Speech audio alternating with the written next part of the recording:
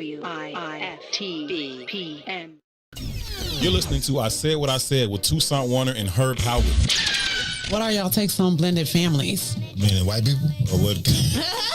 No, she mean like you got kids, this person got kids, y'all get together and bring the whole family together. I don't know. I have zero experience with it. I imagine it could be challenging. Especially, I think the older the children are, I think the more challenging it could be. I think if it's little children or something, you can kind of explain it to them, and they may like grow up together and kind of in that same space where this is mom, this is dad type thing. But if you talk about older kids where they literally have a mom or dad, another person like that has been in their lives, when they're older, and you're like, oh no, this is your stepbrother, stepsister. Like, nah, we like 17. Like, I'll bone her. And if this family don't work, you can just give me to the game anyway. Ain't gonna matter. No woman will ever be important. I'm not being an ass. I'm serious. In my mind, the value of that kind of a commitment is family. I got that already. So now we just chilling. So you ain't gonna really know my children. What's up, good people? You're listening to I Said What I Said with Toussaint Warner and Herb Howard live on What's In It for the Black People Media, Monday, Wednesday, Friday, 1 p.m. to 3 p.m.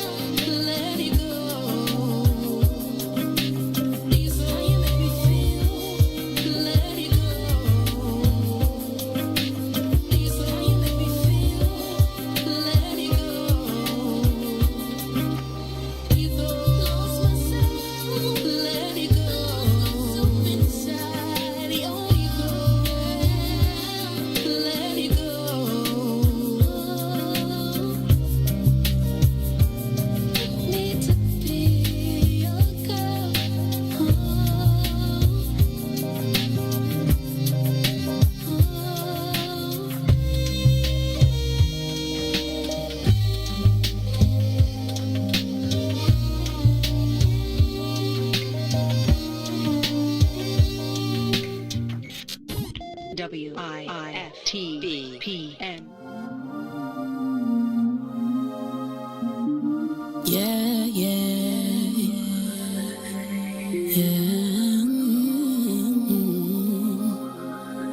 Been trying to reach you all day. What's the deal? Keep it real, baby. You can't even pick up and call me. Matter of fact, at this point, I just feel that you're trying to play me for a fool. Baby, that ain't cool. No, that ain't cool. See, you've been running around like you've been single, looking for a good time so you can mingle. Got me out here looking stupid. You out here with your bow like a cupid, but I guess it's cool. Guess I was just another hit on your hit list, another good time that you wouldn't miss.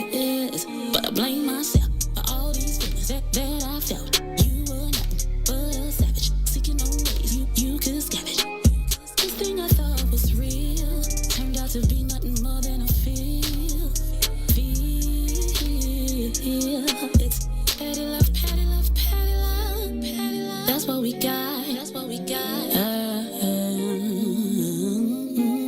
Petty love, petty love, petty love, petty love, petty love, yeah. Oh, now you're trying to reach me. Just the other day you call yourself trying to treat. Now it's candy time, go baby, can you see me? Cause you can't take what I'm doing. Is that cool? Now that ain't cool. But I blame myself for all these feelings that I felt. You were nothing but a savage, seeking on those you could scavenge. This thing I thought was real turned out to be nothing more than a feel. It's petty love, petty love, petty love, petty love. Ooh.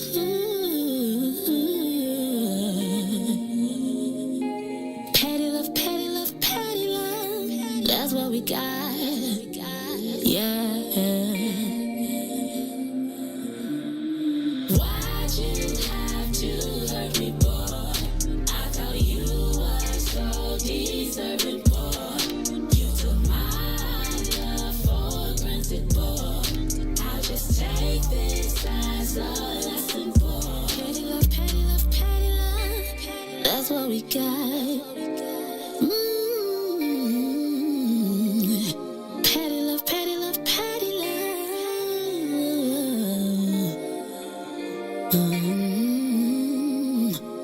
But I blame myself for all these feelings that I felt. You were nothing but a savage, seeking on those you could scavenge. This thing I thought was real turned out to be nothing more than a feel. Petty love, petty love, petty love. That's what we got. Yeah. Petty love, petty love, petty love. What we got.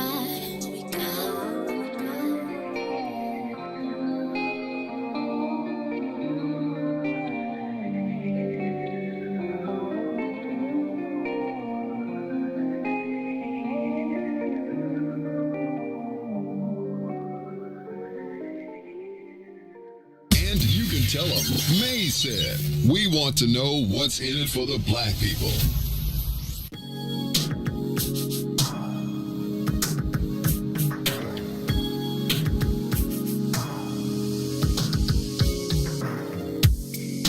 I can see it in your eyes. You've been hurt way too many times, baby. And if I'm being honest, yeah. I can tell, girl, that you want this, yeah.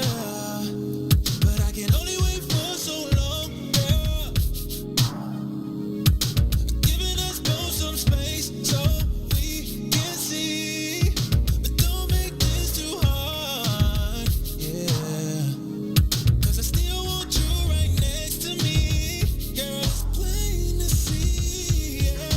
Don't play with it. Baby, life's too short, gotta make a decision, yeah. It's time to make up your mind, girl. You gotta make up your mind, girl. You don't have to say a word. Writing's all over your face, yeah. You don't have to hurt no more. Just give me your love. You don't hold back and let it go. But I'ma only wait for so long, girl. Giving us both some space so we can see. But don't make this too hard, yeah. Cause I still want you right next to me. Girl, it's plain to see, yeah.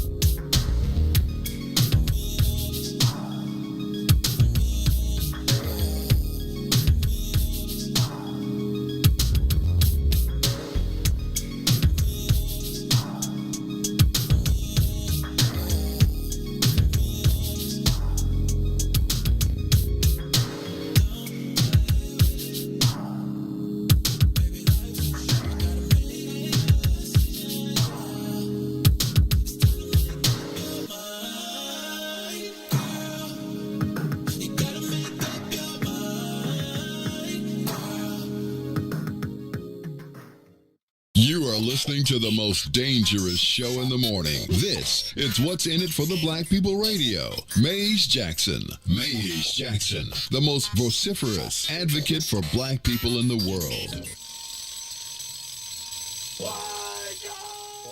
For Ruthie Moore, for Todd Stroger, I am the host of the Maze Jackson Show, asking every single day, what's in it for the black people? And if you don't like it, you can still tell them Maze said, Mayor Lightfoot, man, we ain't accepting that. We ain't accepting that. Let's go. Yeah.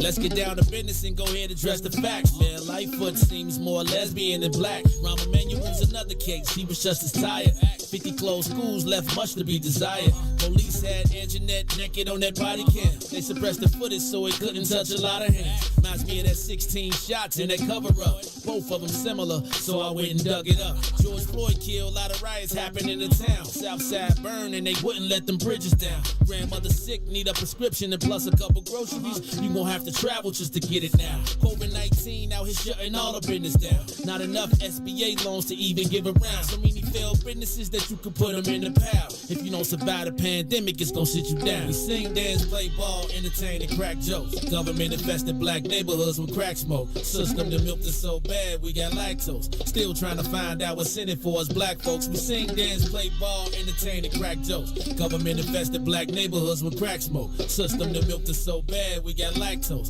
Still trying to find out what's in it for us black folks. Shout out to Willie Wilson, hope one day you get to Senate.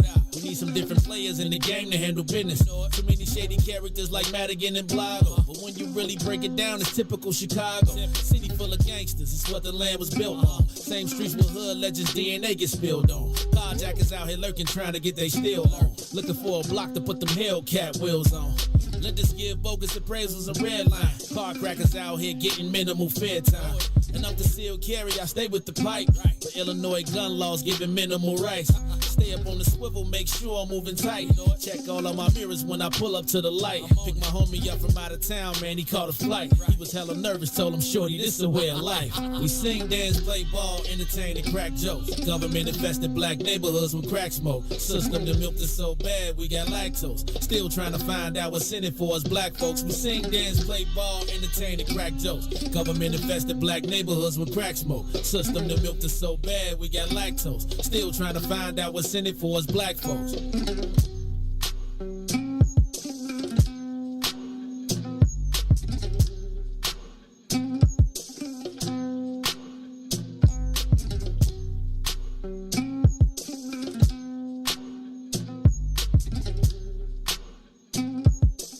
Wake up, Chicago! Wake up, world. This is the Maze Jackson Show. I'm your host, Maze Jackson. Got my co-host, Todd Stroger. Todd Stroger in the building. He got his fresh... what are those, man? What kind of glasses are those, man? Givenchy? Givenchy. Gucci, Prada, or Walgreens Deluxe? I think it's Roscoe Reddy's. Roscoe Reddy's from Walgreens. From Walgreens, yes. Hey, man, I'm going to tell you what. I be walking past the reader line, the reader glasses at Walgreens. Be like, I need them, but I can't buy them. I need them real bad, but I can't buy them. You don't need them. You wear glasses. You wear glasses. But I have my contacts in. That's the only way. If I didn't have contacts, I'd have got hit by a car just crossing the street. Believe it or not, today I can read better because I got my bifocals on. There you go. Now I got bifocals on, and this is about the only version I'm gonna rock because the other ones look like bifocals? Bottle caps, and it's just like y'all still remember all the kids we used to push in the dirt, and you know what we used to do to the kids with bottle cap with bifocals. What? Used to lick our fingers and then smudge them. And Bolingbrook was different because it wasn't like that on Black Soil. Man, I feel like the bifocals, I can't say all the words that came along with bifocals, but boy, I just think how terrible we were as kids, and I just never want the abuse that we shared. I got mine back. I ain't gonna lie, but yeah, bifocals. I told you I grew up in the greatest place in the world. Where? What? Where? Avalon. We didn't have those type of problems. No, that's right. You just couldn't wear your Pittsburgh Pirates hat. That's all. Oh no, well yeah. That's the greatest place in the world unless you were a Pittsburgh Pirate fan. All right, y'all. This is the Mace Jackson Show. That's my man Todd Stroger coming in. Look like you got on a golf shirt, man. What is that? Is that his XU golf shirt too? We'll go with this as an XU golf shirt. Yeah. I was like, do they even got golf courses at XU?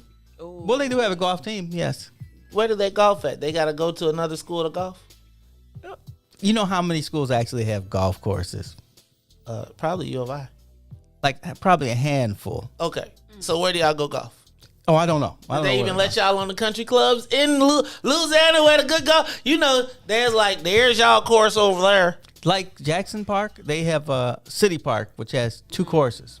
I'm going to guess that they probably golf on the city course. You didn't play on the school golf team? We didn't have a golf team when I was there. Got it. They have expanded. That's how it is. You go to a school and you leave, and then 10 years later you look back and say, "Dang, why didn't we have all that stuff?" XU rocks the house. That's what I'm talking about, man. Amen.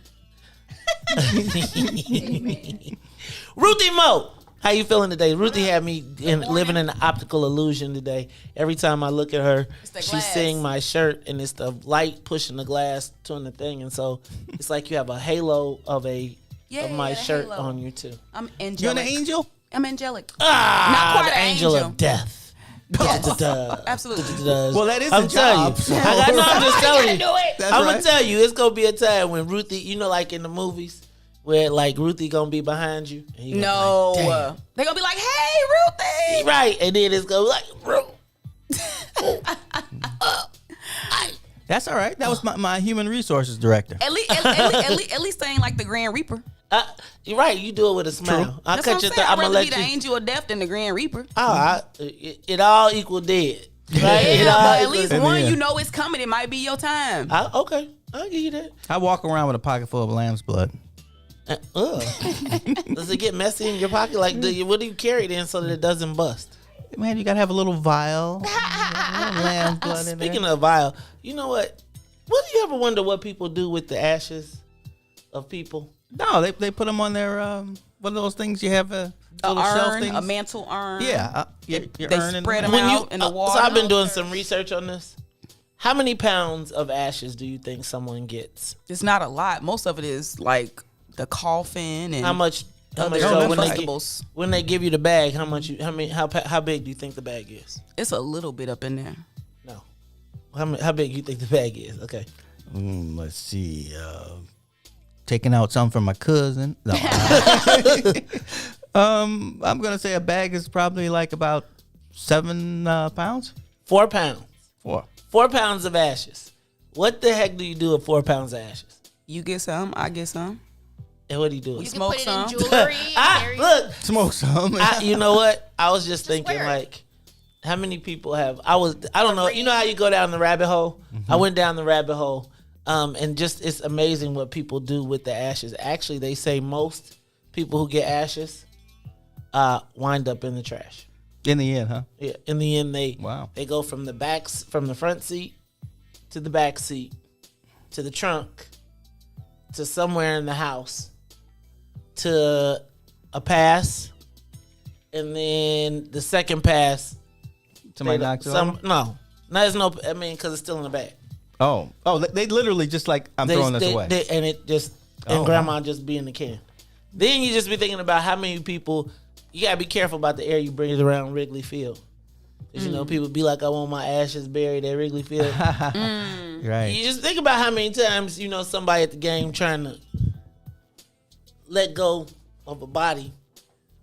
Man, I don't know anybody cremated yet. Well, they say right now 35% of all people are cremated, and it's moving to 50. They predict it'll be by 50. Cheaper. It's cheaper, but where does all that stuff go? 4 pounds? Ashes to ashes, dust to dust. I think COVID is factoring into that too. I agree. Absolutely. But thinking about all them COVID ashes, where they at? Ugh. In the air. Oh, and the grave. COVID ain't that tough, man. Somebody eat you. No, I mean once it's ashes, it's just ashes. How you know? You ain't the CDC.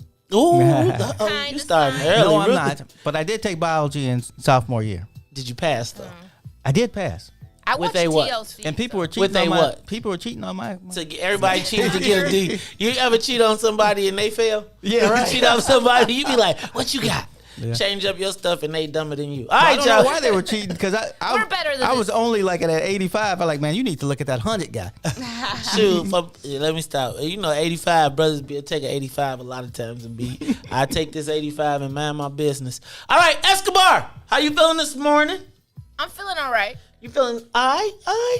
Just all right? Yeah. All It's right, still windy. My hair's wet. That's why. Oh, okay. It's windy. Your hair's wet. I was Really? expecting 89 degrees. It is gonna be 89. Eventually, yeah. Eventually. It was 81 when I went home yesterday in my sweater. I let the window down and people were laughing at me. Like people were like in their ha ha ha modes and because they. Windy. I was hot. Yeah. Hot. And right now I'm telling you now I'm hot. Ruthie, are you hot? Not at all. Not even. Are you comfortable?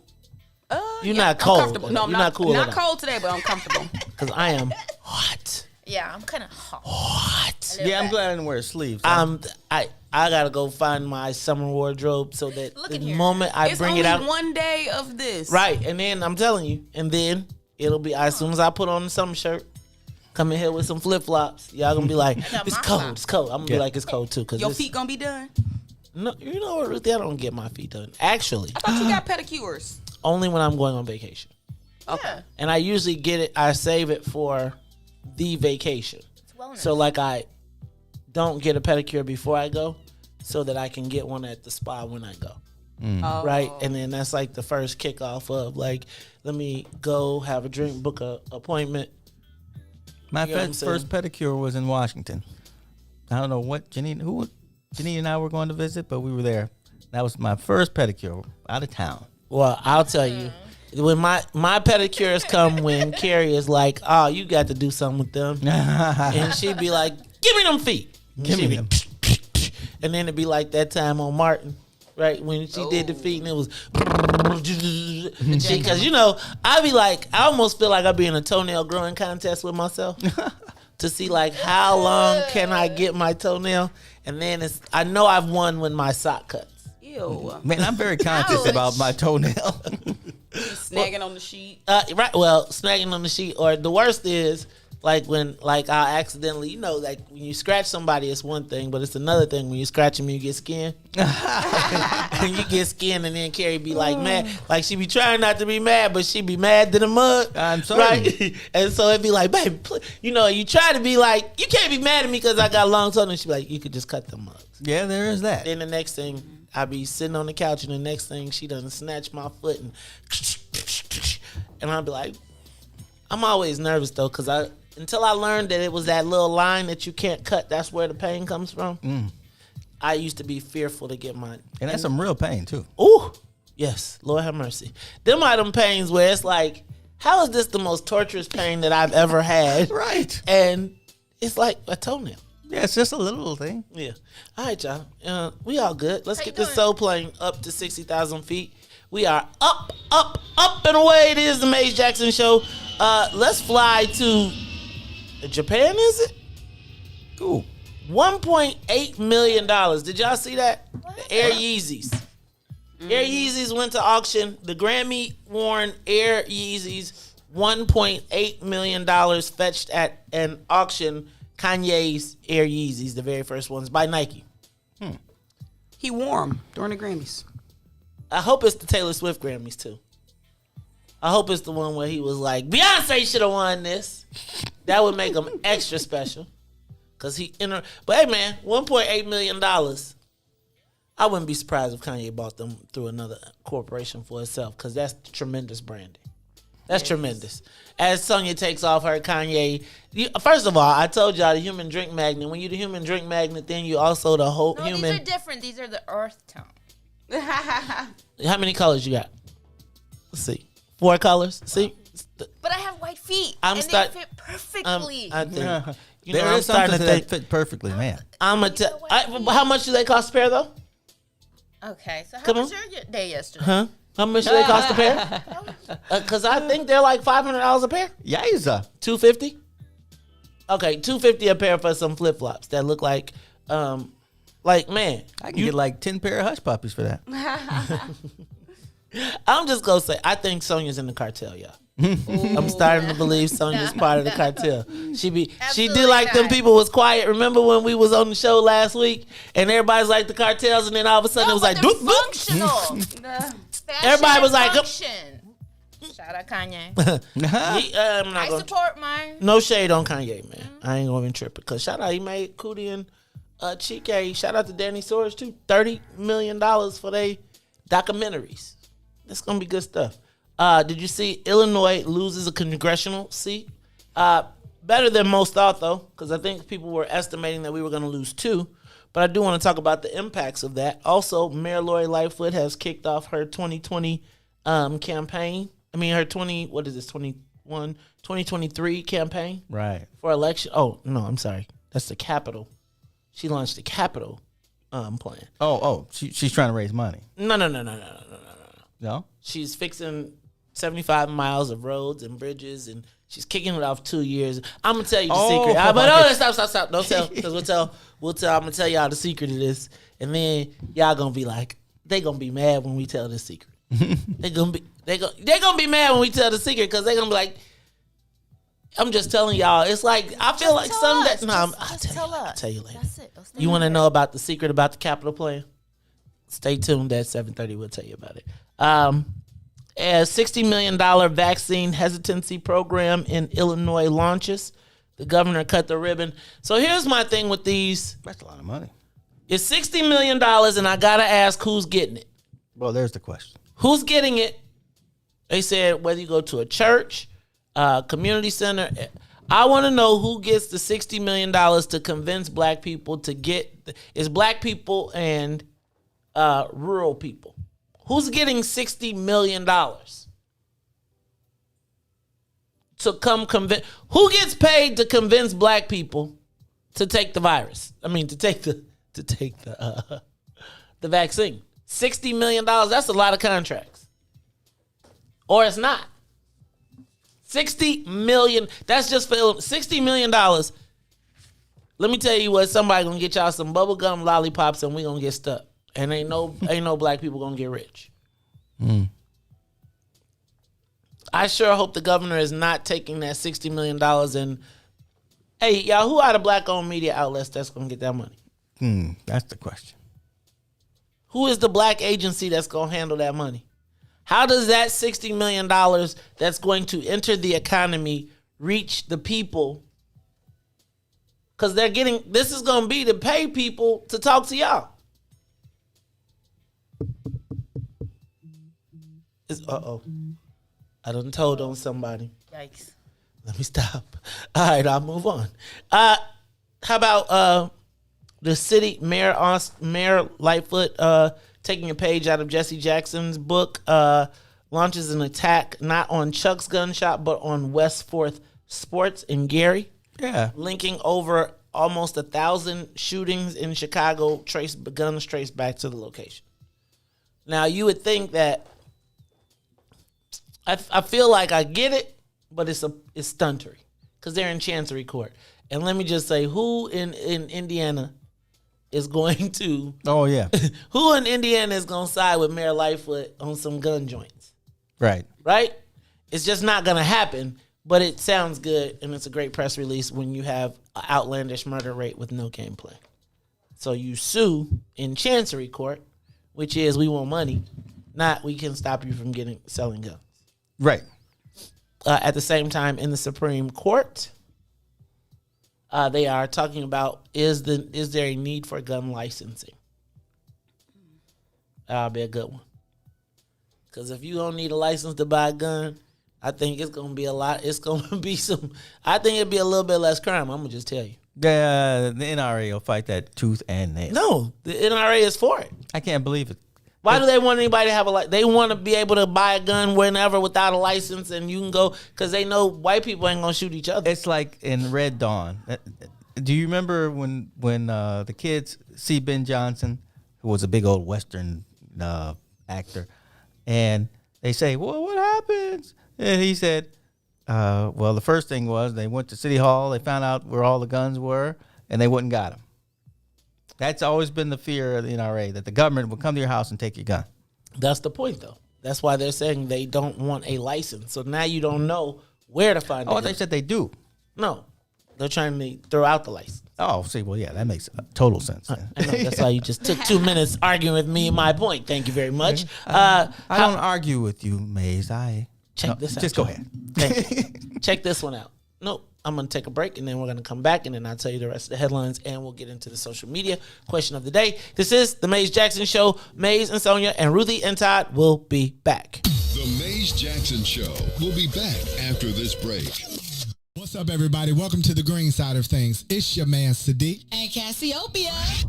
Motivated by the days, the sandwiches of spam. Grilled cheese won't stop me from grilling those who are stealing the peace and safety of the community because they releasing death and destruction on the community. A community where the people look like me and them. A place where mama and them stay. Not too far from where their children stay. You right. I want a peaceful neighborhood, and I'm not moving to the suburbs to have a peaceful neighborhood. Do we really have to take this, acting like we don't recognize this, still cooperate with this? You know what? The hell with this. Ram me behind a mic that's shaped like a middle finger, pointing straight up with my middle finger to any poor politician, dealer, deaf, crooked cop, or lazy parent. It's apparent to create change, you have to have a work ethic that make it seem like you lost your brain, standing out like the Willis Tower. It's a brother that represents dedication, discipline, and dream reaching, accompanied by a voice called power. Who rhyming harder than a rebel with the pen? Representing the city of Point Guards is an extra large MC who rhymes always on point, always rhyming with a point behind the flow. One of my students said the rhyme so hard we should stop calling it flow. Let me tell you something else before I go. I was born to stand tall. I was born in Chicago. That is Brother William Morris. Appreciate you, brother. Much love. Chicago, homegrown. Every Tuesday and Thursday from 1 to 3 p.m. on What's in It for the Black People Media. You are listening to the most dangerous show in the morning. The Fraternal Order of Police. It is the President, John J. Catanzara Jr. We all saw the Anjanette Young video. Naturally, when someone hears, I didn't do it, you got the wrong place, you just discard it. You have an obligation to make sure that the rest of the place that you're doing a search warrant on is secure. Okay, so you used the word naturally. And when you watch that video, naturally, a natural reaction would have been to provide her with some coverage for her naked body. Have you ever been to police? And so have you ever been to police? Let me finish my question. So a natural reaction was not what we saw from those white police officers. A natural police reaction is to secure the scene. So a natural police reaction is different from a natural Well, we're human talking reaction. about police. We're not talking about you going into a building. We're talking about the police going into a building. Hence why in the beginning of the question, I related it to training. Are police officers trained to not see black people as human? And so police training would make them naturally react to see me as an animal? I'm not even going to dignify that with an answer because that's just an ignorant statement to make. They went in there looking for an offender. Who was not there. Do you know that until you searched the whole place? They did. They searched and she stood there naked. And at that point... After they had the scene secure, she still stood there naked. Again, I already conceded the fact that they could have did a better job covering her up, but her race had nothing to do with it. And you're going to keep implying it. I'm going to keep telling you you're absolutely wrong. Let me ask you a question. Of training? Is it a lack of proper training? No. Oh, no, I keep telling you, you got the wrong place. You got the wrong place. The most disrespected person in America is the black woman. We will kill you for our woman. Back to the Maze Jackson Show. You are listening to the Maze Jackson Show. I'm your host, Maze Jackson. Got my co-host, Stroger, Ruthie, Mizzo for Shizzo. Plus then I got Sonia Escobar in the building, y'all. I got a few more headlines. Did y'all see that Little Village shooting yesterday? 17-year-old boy walking with his girl, 10:15 a.m. in the morning. Booga, booga, booga. Shot. Gotta ask. So, speaking of Little Village, did y'all know that violence is up 29% in Little Village? check this out. Now overlay that with the fact that the alderman was on saying that they got $37 million. Remember that? Do y'all remember when we played that Mike Rodriguez and he said, "Man, we got $37 million and we're gonna get more next year." And we saw that during the mayor's press conference on the violence, we saw all of the agencies that get that money. I almost feel like more murder, more money in the Latino community. Because in the black community, it's more murder, and the black people got to go ask the Latinos for money to address it. There seems to be a plan, and then when you overlay that with the Office of New Americans, and you see that all the violence prevention money goes to Latino communities, even as the violence is exploding, and we have to go through Latinos to even be able to get the money. And if you look at how much money in the city of Chicago that is dedicated to violence prevention that does not go to black people in their own neighborhoods who are actually doing the work, it starts to make everything make sense. How does their violence go up 29%, and they get $37 million and they're going to get more? What am I missing? I think there's a correlation between an increase in crime and an increase in funding. Really? That's how it goes. You get more money, the more crime you get. But it's about what you do with the money. Right. Oops. So, okay, you coming through. So I think we need to point that out. I think you all just need to point that out, okay? That the funding, $37 million went to this community, and their violence is up by 29%. I just need for y'all to pay attention to that. Another suspect in the Jaslyn Adams shooting last night. I think Alderman Scott, who was on last night as we were having our necessary conversation, was getting updates as to what's happened. So they didn't release many details, but they did say a SWAT team had to go to 15th and Springfield to get him. Black man killed in North Carolina, shot in the back of the head. The police say they are in North Carolina preparing for a state of emergency as the body cam footage is being prepared to be released to the public. Shot in the back of the head. They said he was trying to leave. At the same time, there was also another shooting of a black. I'm confused as to the person exactly, but I saw the picture, and apparently the dude or woman, they had a dude's name.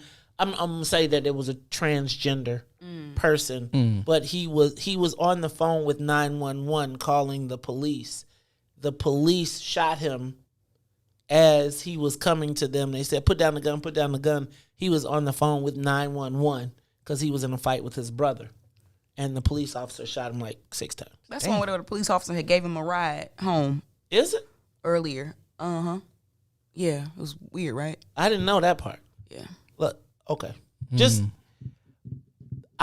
So last night we had a really good conversation.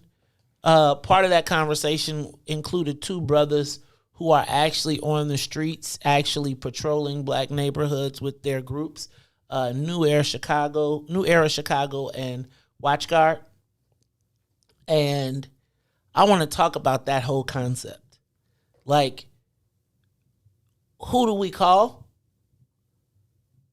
If you call 911 and you're on the phone with the police and you still get killed. Mm-hmm. Like, I just don't. We were talking about this yesterday. Like, how many times do you just eat it? Do you just be like, you know what? This is pissing me off, but I'm not gonna call the police. And how does that get handled in our community, right? And I want to talk about it because, man, it was a really interesting conversation yesterday, particularly the conversations that happened off air. But Ready Rock likes to call it breaking branches, pruning the tree. It's interesting, the whole concept of how community policing on another level. And what do we call it? Because I don't want to call it. I think if we recognize that the root of policing the challenge I got in all of this stuff is everything that we talk about is based in what we know. So when you say policing, even, it's like your concept is, and how do you get out of that concept? I don't want to use the word construct, but how do you get out of that concept and start to rethink how do we even interact with each other as it relates to, I was saying, like, the Italian people that I know be like, man, when we knew somebody was selling heroin in the neighborhood, something happened to their house and they just stopped. We told them don't do it. They didn't do it. Something happened. There was no big news story. There was no big, it was just, it stopped.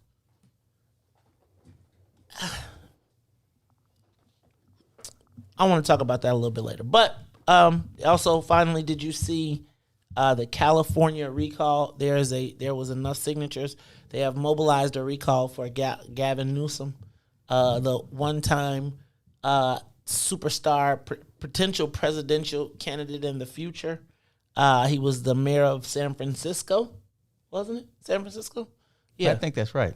And he was him and Kamala went to the fires and she had on a Timbs, and they did the whole, yeah.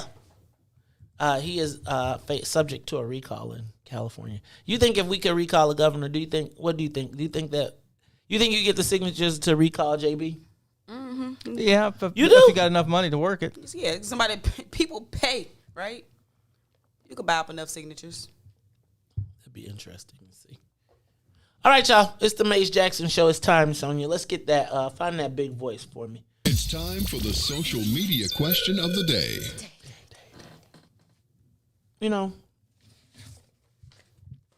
The other day I went out to Tory Barrett's new place called The Park. 55th right off the Dan Ryan, and it is a new black-owned establishment, restaurant, bar. And after we left, we were looking for a place to eat. They had hors d'oeuvres, so they had heavy hors d'oeuvres. But when you lead through heavy hors d'oeuvres and good tequila, you be like, I think I'm going to need something to eat. And I was driving around the city and I was thinking, like, where can we go? And as I started to think about it, I thought about restaurants and places that I might like that may not still be in existence. Right. Then I thought about the people who own such establishments. Like I was thinking about Harry's Gulf Shrimp, right? And Mr. Harry died. And I was thinking, will that come back? And that, if you know Harry's Gulf Shrimp, there's like, you ever had Harry's Gulf Shrimp? Mm-hmm. What you know about Harry's Gulf Shrimp, Ruthie? You from Kankakee? You like? It's like It's like people like I had to try it because I had the other one, Lawrence's. So they was like, you got to try the other one. Oh, Lawrence's is whack now. So then I tried that one. Yeah, and I was like, I'm not a Lawrence fan. Oh, the Lawrence's is like breaded. This batter is much different. Yeah, he was more New Orleans style. Harry's was like, Todd, you probably would have liked that. But anyway,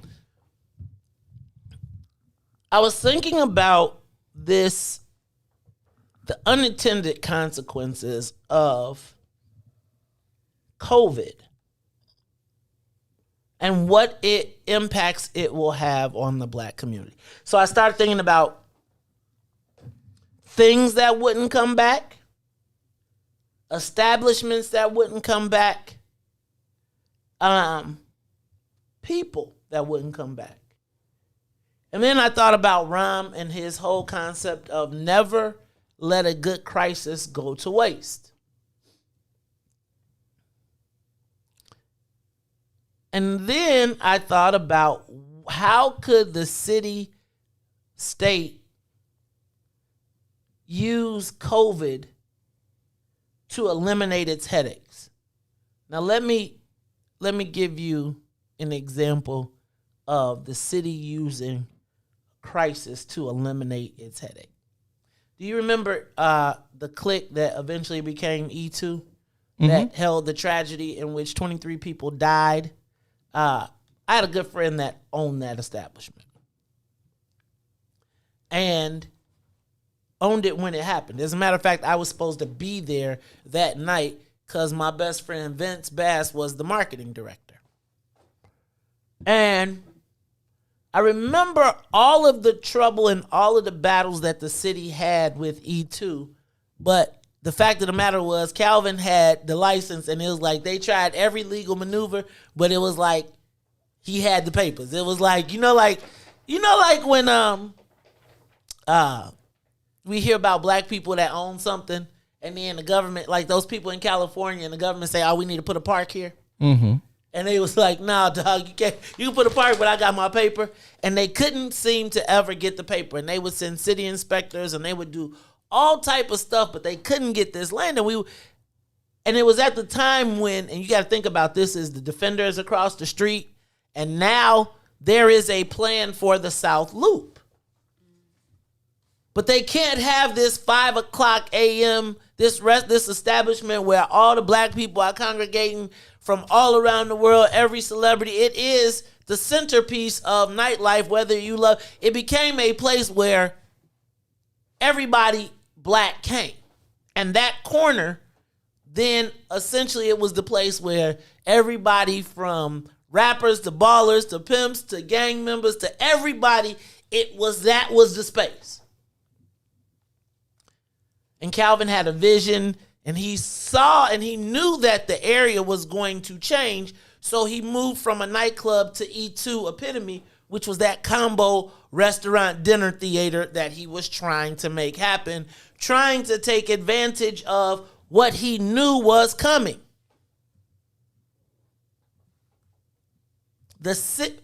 When the tragedy happened in E2, it was all kicked off by somebody letting off some pepper spray, and it created a panic that culminated with people trying to rush out of a stairwell, and people got crushed trying to run down this crazy flight of steps. That was a badass flight of steps. I ain't gonna even lie.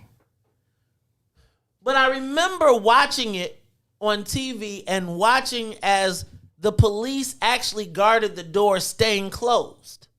Instead of opening the door and letting all of the people fall out, they kept them locked in. And so as people were rushing to get in, the people at the bottom of the steps couldn't get out, and it became a mass of human crushing, of which 23 people died. Now, stampede. Yes. And it's a stampede where the people fall at the bottom and people just keep on falling on top of them. And if you at the bottom, you just trying to get out. But I can't even imagine being at the bottom of that. But that's not my point. My point was, throughout the time that they were trying to get it, we would always say, Calvin would always be like, man, they trying to get this because this is going to be the heart of what they're doing, right? And he would be like, all down there as they got plans. And it's like when we didn't really know about the plan commission, we didn't know about the fact that the city's plan for 30 years was already mapped out. Right. And they used that tragedy as the way to clear out the rest of the South Loop, right? Because that place drew everybody from the Ickies. It drew everybody from the low end. It was kind of the linchpin of everything in that area. And then you think about the Cotton Club was on that block, and there was just I can't think of all the other clubs that were on that block. And now you drive down that block, and you see E2 has remained empty, but they've plugged in, they've built apartment buildings. They're now even built a burlesque theater on the block. And I was thinking about that in relation to COVID when I saw the story that the chosen few wasn't going to come back this year. Now, I know y'all don't want to hear me when I say that, and we all say, oh, it'll always be here. But in the midst of this COVID, this is the second year that the chosen few has not been there. And you're now comfortable with it not being there. Remember when we were talking about it a few years ago and they started building the Chicago House Music Festival downtown? And Yeah. everybody was like, oh, no, they'll figure it out. Well, why do I need to figure it out? Because now I can move you. I can leverage the combination of construction, COVID, and by the time it comes back, it's 5 years out, and you don't even remember it because they went virtual, and now it's a downtown house music festival. And it was free. Yep. Well, they changed that, though. Yeah, they changed. Oh, no, they changed that. They changed that because the city stopped, because Ron was like, we're not giving you the city services no more. When it was Mayor Daley and Alderman Hairston, they gave it free because they understood. Basically, they knew they was doing everything. Oh, no, I'm talking about the downtown one was Oh, free. the downtown one is free, and black folks ain't gonna say we not going to the one downtown because that's a dress up day to go. They went to both, but by going to both, you proved that the one downtown was a viable alternative. Right. Now you don't have both options, but now it's on downtown. And I just thought about how will they use this COVID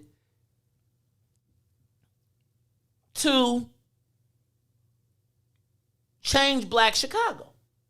Think about when you count all of the people that died during COVID, all of the businesses that shut down during COVID, and where it was happening, and where the resources were deployed. So even when they told you they were talking about the racial equity rapid response team, and the mayor said, but it really kicked off, our numbers changed when we started expanding to the Latinos. So even as we're talking South and West Side in word, we're still not deploying the resources there, thus creating a open. How many people gonna get evicted when the time come back? A lot. How many black people and where do you think they will enforce the evictions the most? In the prime real estate. I told people that the South Side is going to start 5 to 10 blocks south of the Obama Center. So you look at what's happening now. If you take the death that came with COVID, the removal of housing, the return, and you look at everything from 22nd in Michigan to Hyde Park. You look at Hyde Park. I drove through there last night. It looked like it's turning into Wicker Park. You laughing? They got all the whites and the rest. Bud Long chicken? Like, think about the fact that they have a Bud Long, a white fried chicken spot, prime real estate in Hyde Park. I mean, who can afford them rents? University of Chicago. Exactly. So I ask you, Black Chicago, what will we lose from COVID? And I guess I would ask y'all, am I making any sense here? Ruthie, Todd, Ruthie? Yeah, no, I mean, you're right. There's a lot of things that will not return. Even the movie theater closed on 87th, and I was like, what? Even though they say it may come back. They still got delivering food. No, really? It's kind of weird, right? It is. What you mean they still delivering food? So, it's like a thing where, like, I'm not trying to compare it to a gas station, but it's like a thing going around where restaurants, you know how, like, some of the gas station and corner stores have restaurants in them? Uh-huh. So now if you look on some of the food delivery apps, you'll notice, like, all of these random restaurants, and you like, this ain't in my hood. Like, what is this? Only come to find out this is the restaurant that's in the local corner store that now offers delivery. And so it's a lot of places like that. So y'all be leery of some of these restaurants if you ain't never heard of them. Man, be real, because that's and you know that if there's anybody that is going to take advantage of our demise, it's the people who own the gas stations. Now, I'm gonna tell you, I actually noticed that maybe last week, Ruthie. Mm-hmm. I was like, it really should be like a my disclaimer. whole thing changed, my whole app. Exactly. It's like all these. This ain't in my neighborhood. What is this? I was wondering, when do we get a Red Lobster? Have you seen that too? Like, where now, right up the street. Check this, Ruth. Like, what? Red Lobster? No, so what you talking about? So check this out. Literally right down the street where Sam Silk's Chicken and Fish is. Mm-hmm. I went to go Sam Silk's Chicken and Fish thinking I was gonna walk into a restaurant. It's a giant super kitchen. and everybody got a little restaurant in there, and they got the recipes, and then you come into the hallway and you put your number in, and it says, "Oh, you order Red Lobster. Go push this number," and then it's a big window, like this window, just like that, and somebody hands you a Red Lobster bag, or they hand you Sam Silk bag, or whatever, and it's all the Uber people and all the it's crazy. It's crazy. It's crazy. And in the meantime, we're being moved out. Like, I feel like when people really finally come outside, because you've been living through your app and your phone, and you look around and you be like, what happened to, Right. Wait, what happened to? And so I'm asking you, Black Chicago, are we even paying attention? Because think about this. When that moratorium, and I'm going to tell you to pay attention because they're talking about it in the newspapers now, about landlords finally having the opportunity to evict. Yeah, I saw that. And, you know, we tend to, I know I'm a good one with this. When we don't have money, we shut down or we figure out the ways. But there are going to be people in the marketplace now who want to buy Chicago, who recognize the vision. And so these landlords are going to start saying, and Southside, you're in the prime space. If you're anywhere between 22nd and the Obama Center, if they can move you, you moving. Right. If they can move you, you are moving. And that goes east side too. Because you think about like all over in the Jackson Park Highlands and all of that stuff. You think between Jeffrey and Stony? Oh, no, you got to go. They can't be having y'all acting up around the presidential library. What will Black Chicago lose from this pandemic? I would look. Do y'all remember on the Avengers when everybody disappeared? Oh yeah. Mm-hmm. I'd like to see a kind of like a physical map like that of how many, when you lay the death that occurred in this state out, I'd like to see, and then you did an overlay of where the resources were deployed, right? I'd love to see what that map looks like because I think you'd be able to see the plan. If you combine death, then eviction, then you really could reshape this city coming out of this pandemic. This is the Maze Jackson Show. We'll be back after these messages. The Maze Jackson Show. We'll be back after this break. The Chicago Legal Network is the collaboration of attorneys that concentrate in many areas of the law most needed in Chicago neighborhoods. The CLN lawyers focus on personal injury, criminal defense, and other issues. The CLN lawyers all average over 20 years of legal experience and are dedicated to helping the Chicago community. The Chicago Legal Network is committed to developing Black lawyers through mentorship and co-representation. So if you were injured in a car accident, slip and fall, or injured on the job, or you need assistance with criminal defense, including driving violations and DUI, check out ChicagoLegalNetwork.com for more information or call 773-912-3545. 773-912-3545. You are listening to the most dangerous show in the morning. Our Attorney General Kwame Raoul.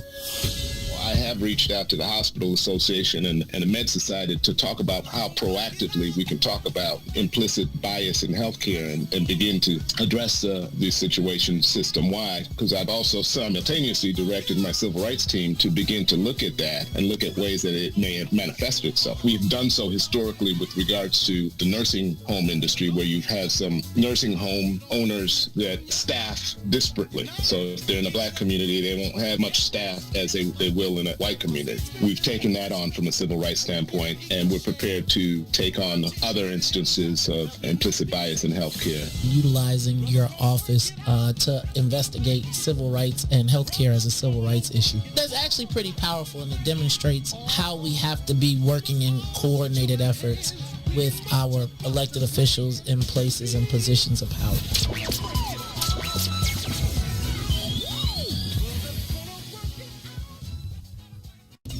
You're listening to I Said What I Said with Toussaint Warner and Herb Howard.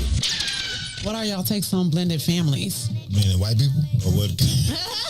No, she mean like you got kids, this person got kids, y'all get together and bring the whole family together. I don't know. I have zero experience with it. I imagine it could be challenging. Especially, I think the older the children are, I think the more challenging it could be. I think if it's little children or something, you can kind of explain it to them, and they may like grow up together and kind of in that same space where this is mom, this is dad type thing. But if you talk about older kids where they literally have a mom or dad, another person like that has been in their lives, or when they're older, and you're like, oh, now this is your step brother, step sister. Like, nah, we like 17. Like, I'll bone her. And if this family don't work, you can just give me to the game anyway. It ain't gonna matter. No woman will ever be important. I'm not being an ass. I'm serious. In my mind, the value of that kind of a commitment is family. I got that already. So now we just chilling. So you ain't gonna really know my children. What's up, good people? You're listening to I Said What I Said with Tucson Warner and Herb Howard live on What's In It for the Black People Media, Monday, Wednesday, Friday, 1 p.m. to 3 p.m.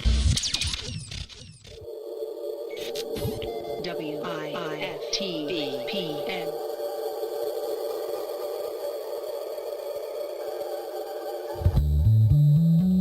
Wasted on you. From the beginning, you see my world spinning, just a tasting guide.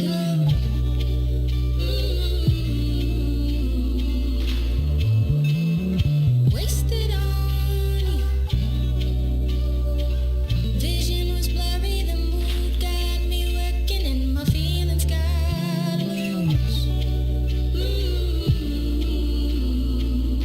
Let's just forget I was just playing. Can we move on and have a good night?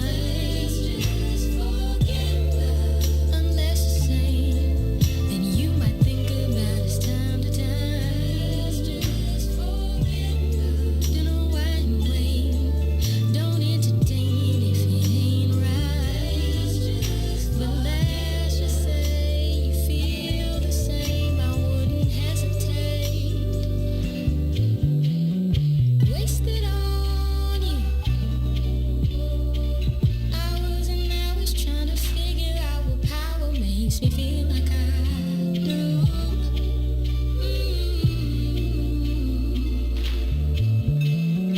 Wasted on you.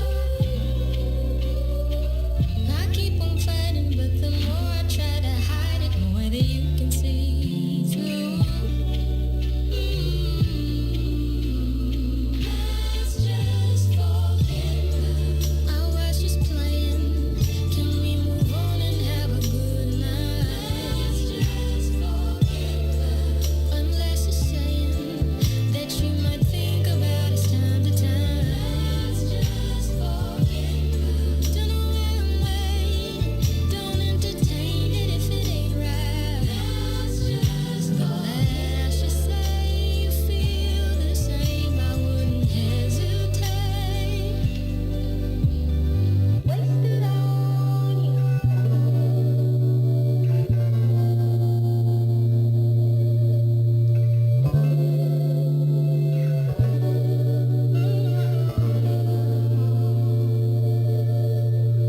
Wasted on you. You are listening to the most dangerous show in the morning. This is What's In It for the Black People Radio. Maze Jackson. Maze Jackson, the most vociferous advocate for black people in the world.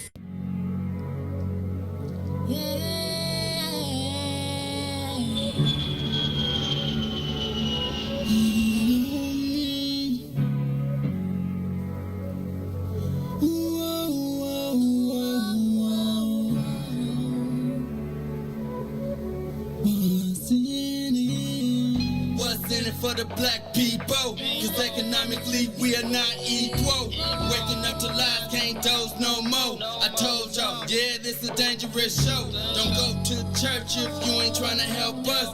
Don't even try to be around that can't protect us.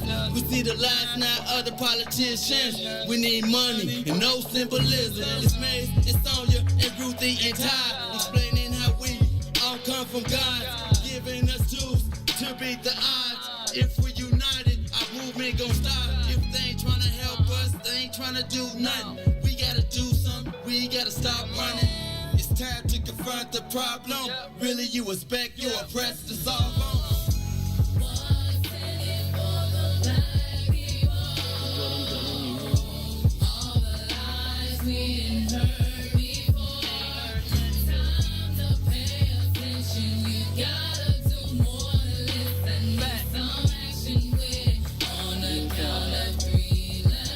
Wake up, Chicago.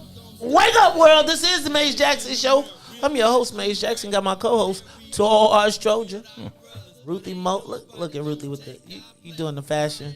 You checking it. Oh, no, I have to adjust them. Somebody got a big head, whoever be wearing these. Somebody got a big. You know what? Yesterday sitting in that chair was Mr. Eric Mobley. Eric Mobley, Ruthie Moore says your head is big. No, in case you all missed it, we had a great conversation last night. Mr. Eric Mobley, New Era Chicago, 24th Ward Alderman Michael Scott, our very own Toussaint Werner, as well as Marquin McDonald, moderated by me. Necessary Conversations is what I'm going to call it. Necessary Conversations, Monday at 7. I'm not sure if it's going to be Mondays at 7, but we're going to have another Necessary Conversation this Thursday at 7 p.m. Maze Jackson, Bomani Obedelli, Mark Carter, Tyrone Muhammad, as well as LaVon Stone. Y'all know we got this big May Day march. Asking everybody to join us. Next Monday, 60 East Van Buren. We're going to start at CHA, and we're going to head over to City Hall. There's an Office of New Americans. No shade to the Office of New Americans, but if you could do it for them, then all we saying is we want the same. There's a lot of different organizations. It's a lot of issues. I know that there is maybe with that combination of people, and let me just be clear, it's more than just us. I think it's important for y'all to understand that, and I don't think that no one's trying to claim leadership at this point. I think what this was is a demonstration of collaboration. A demonstration of collaboration that we can work together. So if you are part of working together, no big eyes, no little U's, please join us Monday. Monday. Now, yesterday I think I don't say I got upset. I'm going to say I was, I be sensitive about my stuff. So yesterday when Gino called, I was a little like, what you mean? I think that this is the first step in just developing trust. And as we develop trust, I think there will be regular convening and then really a way of working together. Ruthie, you what you say? I love how you put it when you said it. It's like we can whatchamajig'em fly to neutralize whatchamajig'ems. Come on. How I go, the threats, we be like, threats. Man, I'll put you in, I'll keep, I be telling threats like, I keep full-size industrial garbage bags in the trunk of my car for people just like you. But what you say we organized for, wasn't it? Mm-hmm. To neutralize? Come on, don't be doing the tie, Ruthie. No, I don't remember. We organized for neutralize threats. Come on now, get it together. We could call out, we mobilize ourselves to neutralize external threats. That's it. No, that's really you supposed to say it, not me. Some come together. Black people come together. This is what happens when you turn to a celebrity. Then you be like, black people. I can't imagine somebody always wanting me to say the same thing. It would drive me crazy. Ruthie, but you got a tagline. You got a fan club. They gon' look when you get. Let me tell you what you hope for in your life. You hope for the one hit that no matter what happens, you can perform that hit for $50,000 a show, so you never be broke.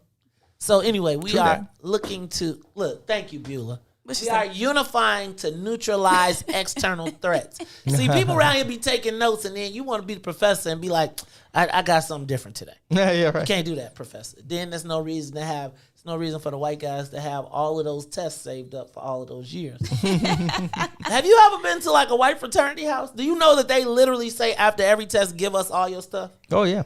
And they collect and they got test files. They be like, oh, you got who? Here you go. It's like they're not smarter than us. They just cheat well.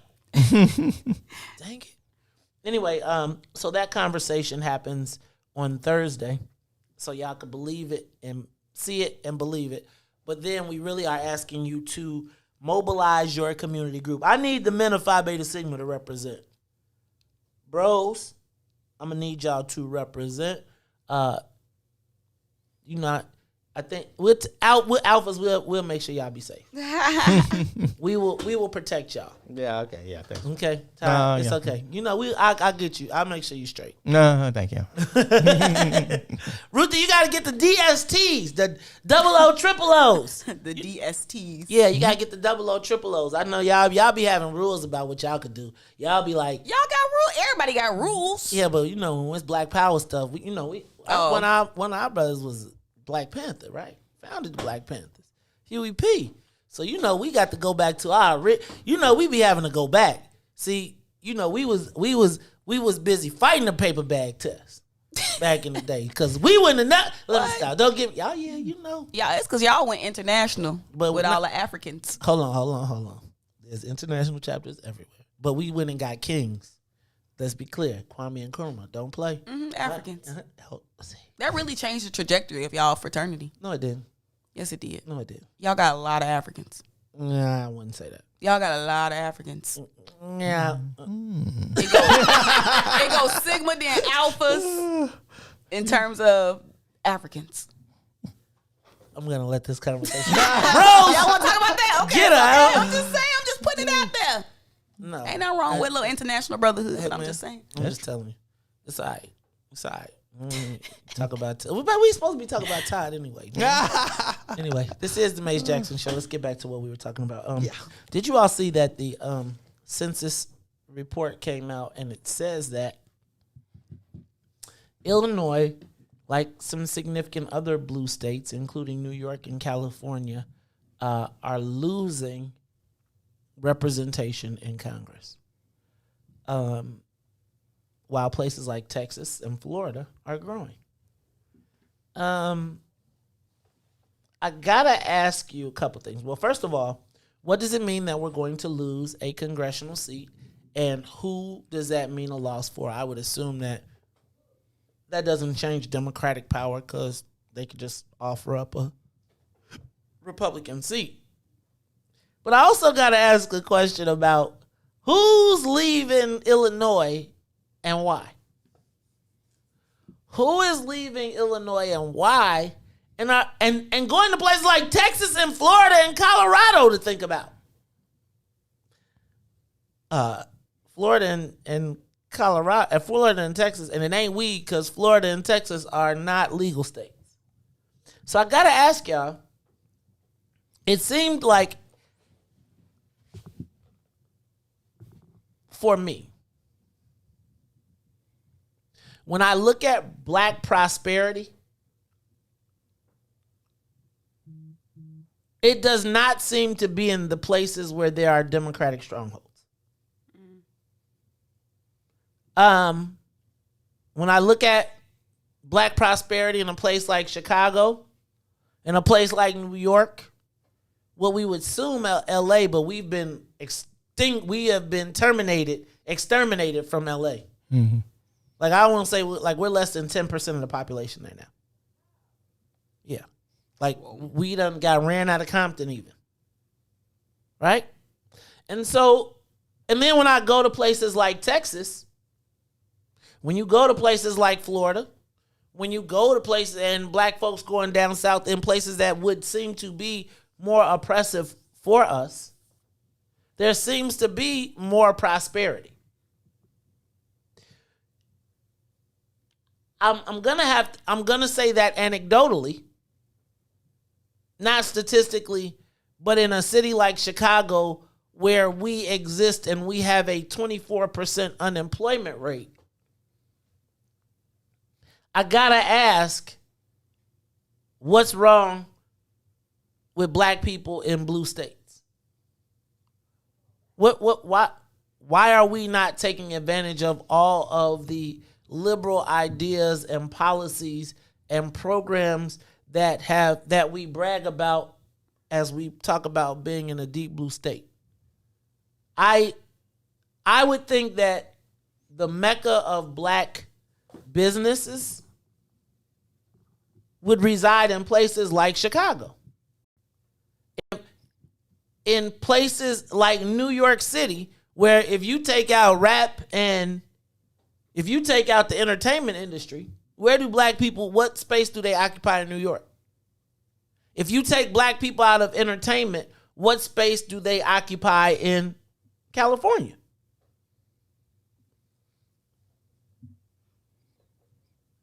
Talk to me. I would suggest that actually black people probably do, as numbers go, pretty well here and in New York. But it's two sides to the coin.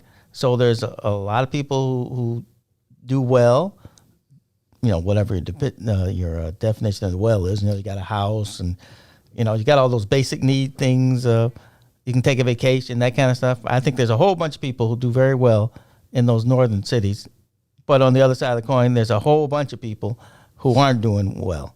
So in the South, which is kind of like new territory in a way, there are people who see the ability to go there and join the new industries that are popping up. They're not new anymore, but in the last 50 years, they've really, got things going in Houston and what's the Florida? I don't know what the heck goes on Houston, in Florida. Atlanta, I would say outside of Miami. I would have to look, but they also saying black folks are moving to places like North Carolina. There is a somewhat southern migration. You talk about Savannah, outside of Savannah. First of all, where are we going? Where are we leaving? And is that, if it's Texas and Florida, is it black people leaving or is it white people leaving? I'd also suggest that there are a number of black people who want to retire in the South. Yeah, I'm hearing black folks talking about Arizona now. Like regularly. Like, I'm retiring to Arizona. But why do they want to retire to those places that we here consider segregated maybe? Or at least less racially sensitive? I don't know. Ruthie? Of the young black professionals that I know that have moved to those areas, when they do talk about the racism, to me, they speak of it as if the white people stay where they at and the black people stay where they at. Like, that's kind of how I've interpreted. I've heard the same thing, but we do the same thing, but it seems like there's prosperity. The young professionals that you talk about seem to be connected with some level of success. Not necessarily. It's the cost of living. Okay. The cost of living. Mm-hmm. And the majority of them are also married. So it's a dual income. Okay. I gotta ask, with this population loss, first of all, whose district is gonna leave? Let me ask you, are there any Republicans in the northern area? Or do you take out? Yeah, north of Winnetka, right? Who? Isn't there somebody up there? That's not Raja Krishnamurthy. Oh, right. He is up there. Right. So I think all of it comes from, so we're going to lose a congressional seat. At one point, there was a thought that there was going to be a loss of 2 congressional seats, and they were suggesting that those losses would come from either losing Danny Davis's seat or losing Bobby Rush's seat. But I can't see that at all. There's 3 protected black congressional districts. I don't see how that's going to, I don't see how Danny Davis's district is going to stay. I haven't seen the numbers yet, but just walking around, it's like his whole area is really changed. So the question then is, so they're going to have to reapportion, and this is all done in Springfield, right? So they're going to have to redraw the maps. I think they take out. Yeah, but from the past, the speaker, now we got a new speaker, but the speaker would take whatever map the congressman gave him. Got it. So I would expect that that'll probably be the same thing, right? But even as they draw that map, where do we fit in that? Because I do think that one of those districts, like that Danny Davis district, could easily be drawn to turn into a white district. Yeah. I think Danny Davis could defend it, but I'm not sure anybody coming behind him could. Right. And so what are we doing to prepare that next person for that space? I wonder who is doing the drawing. Like literally, do they have a cartographer? You think? They print money, yes. Okay. You laughing, but there was a time when I was asking down people in Springfield if they had hired a cartographer, and they hadn't. And so I'm just curious to know if we lose Danny Davis, if do we have someone that could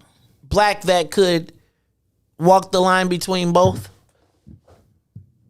I'm just telling you. I mean, I think I don't think that we as Illinoisans could imagine a time without Danny Davis or Bobby Rush. And I think that time is rapidly approaching. With a combination of remap and age. And I gotta ask, do we leave this to the congressman? Do we leave our future to, you know what I'm saying? Like, I do feel like there needs to be a conversation. Cause do you get what I'm saying? Like, Danny Davis and Bobby Rush, remember how there used to be a time when people be like, man, y'all should step down and pass it on, and they'd be like, beat me. Right. You gotta beat me. And ain't nobody can beat you. Recognize that. Mm-hmm. But are they going to be in the strongest position to fight for our future in Congress and our representation? Like, if you presided over the largest mass exodus of black people from your district, right? Like, do we give you the final say for our next 10 years that you might not be fulfilling? Like, I guess my thing would be like, if I got two of the most senior congressmen, I would be thinking that one of them districts is going to be a black mecca somewhere. Right? Like, somewhere in there, you're going to be able to point to the thriving black communities. Just based on the longevity of service. Yeah, I'm saying, like, there's got to be I feel like there's got to be somewhere in each one of those congressional districts that you can point to that black people could be like, I am so proud that we got this. Because we got federally funded, and in 20 years, you got X, Y, Z. Now, how do we deal with that going forward, though? Because I guess you got to assess, how have we done congressionally? Todd, how would you say we've done congressionally during this time? Like, and how do you judge that? Is it by the number of national projects, the amount of funding that has come to your district? I feel like I'm a little lower. How do you do that? How do you measure the congressional? Like, I got the whole speeches and but how do we measure their congressional effectiveness? I would suggest that is how much funding you can get out of the government and to put into your district. That's what I would do. That would be my top thing. And if you were black, how would you assess that? How much of the same thing, but that went to black projects? Oh yeah, that went into the black areas, that were targeted to stimulate, growth and activity in the African American neighborhoods. Have we ever seen this before? Like, give me an example of a congressman that has done something like that. I would think Rostenkowski. Oh, well, Rostenkowski was good for everything. Yeah, he was just good for the state because he was just so powerful, and his position was such that he could bring money from all places because everybody had to go through him. So, when you got that kind of power, people want to talk to you. So my question now is, who is our power broker in Washington, D.C.? I think we have a void, to be honest with you. It's not that I don't think that the congressmen don't work hard, but I don't think they are able to open some doors that we find that their white counterparts have been able to open. I don't blame them for that. I think it's as Ruthie's grandmother says. They gonna crack? Right. I guess my question then becomes, how do we change that? I mean, like, are we who? Well, you got to remember, when you go, I learned this when I was at the county. The people who do things they ask the same people over and over about people who pop up in politics, which is basically they ask white people about everybody. I don't get it.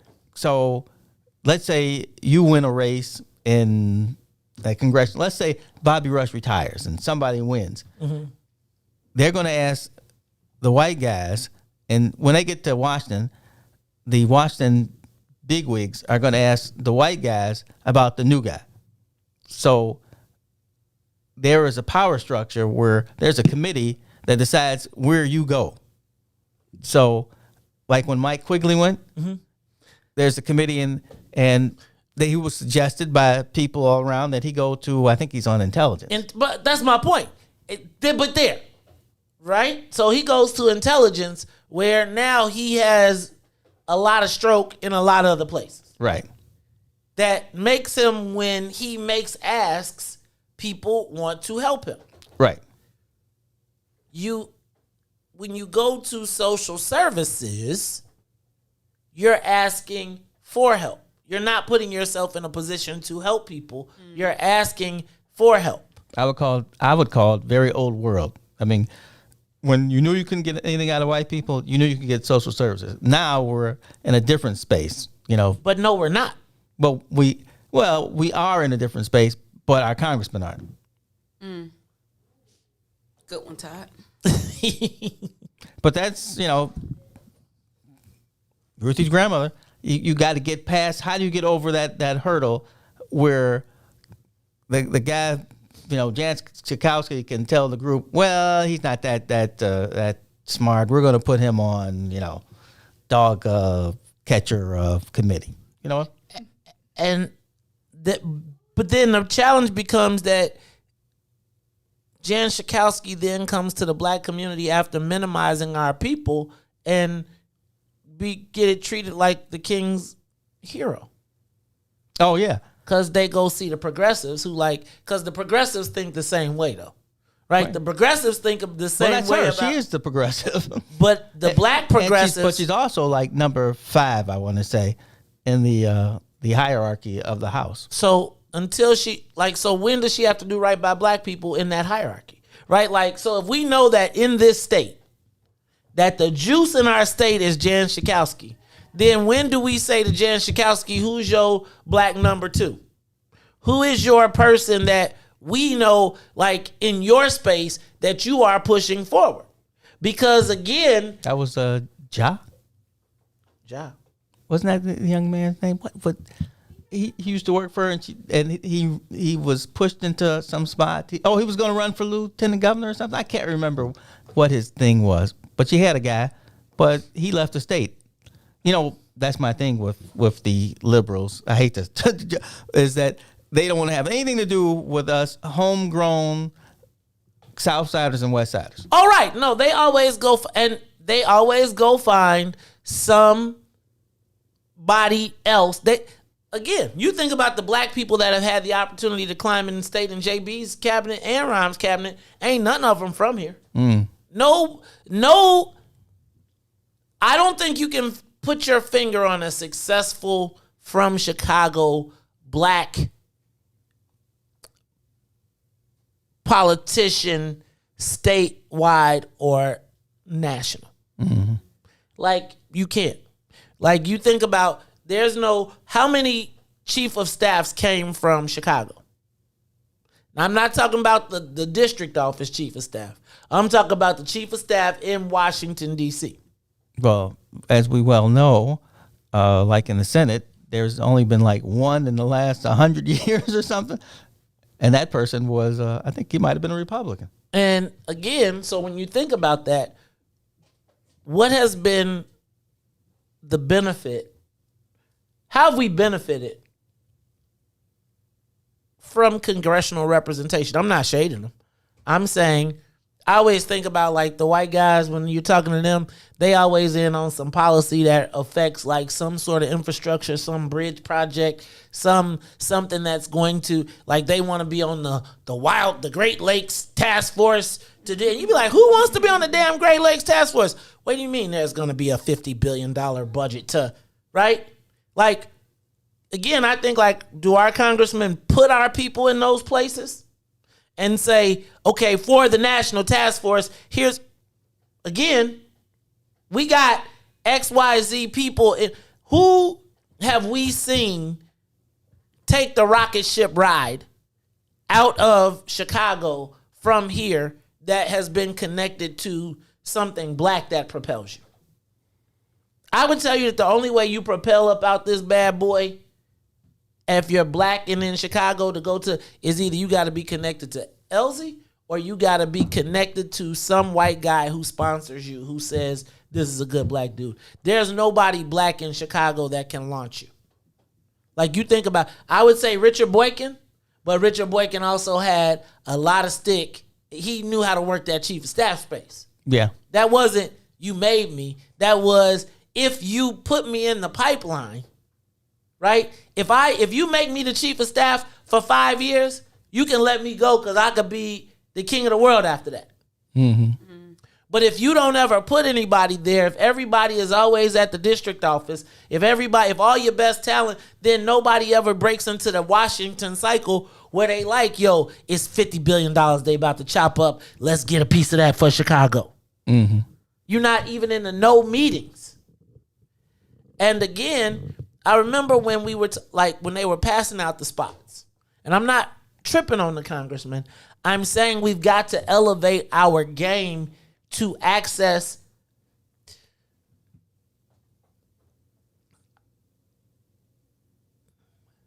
we love the "we shall overcome" story. We got to get past overcoming and get to going. Like that thing Ruthie said about the white folks gonna be I feel like some days we still trying to have this white people let us in fight instead of, look, yo, you the congressman. You the head. We got to make our own. Just like them brothers were saying, we got to do our own security and we got to protect our own communities. We got to make no white people are coming to help us become millionaires. So we got to create our own paths. Our elected officials have to see, look, this whole system has been built around excluding us. So when the white boy tells you why you can't do this, it's not because it's something wrong with it. It is because they want to continue to exclude you. Right. And they use their relationship with you to persuade you with all of that. What you say, Ruthie, call it the mumbo, the political, the legalese, when they try to take all of the words and make it sound all good. Mm-hmm.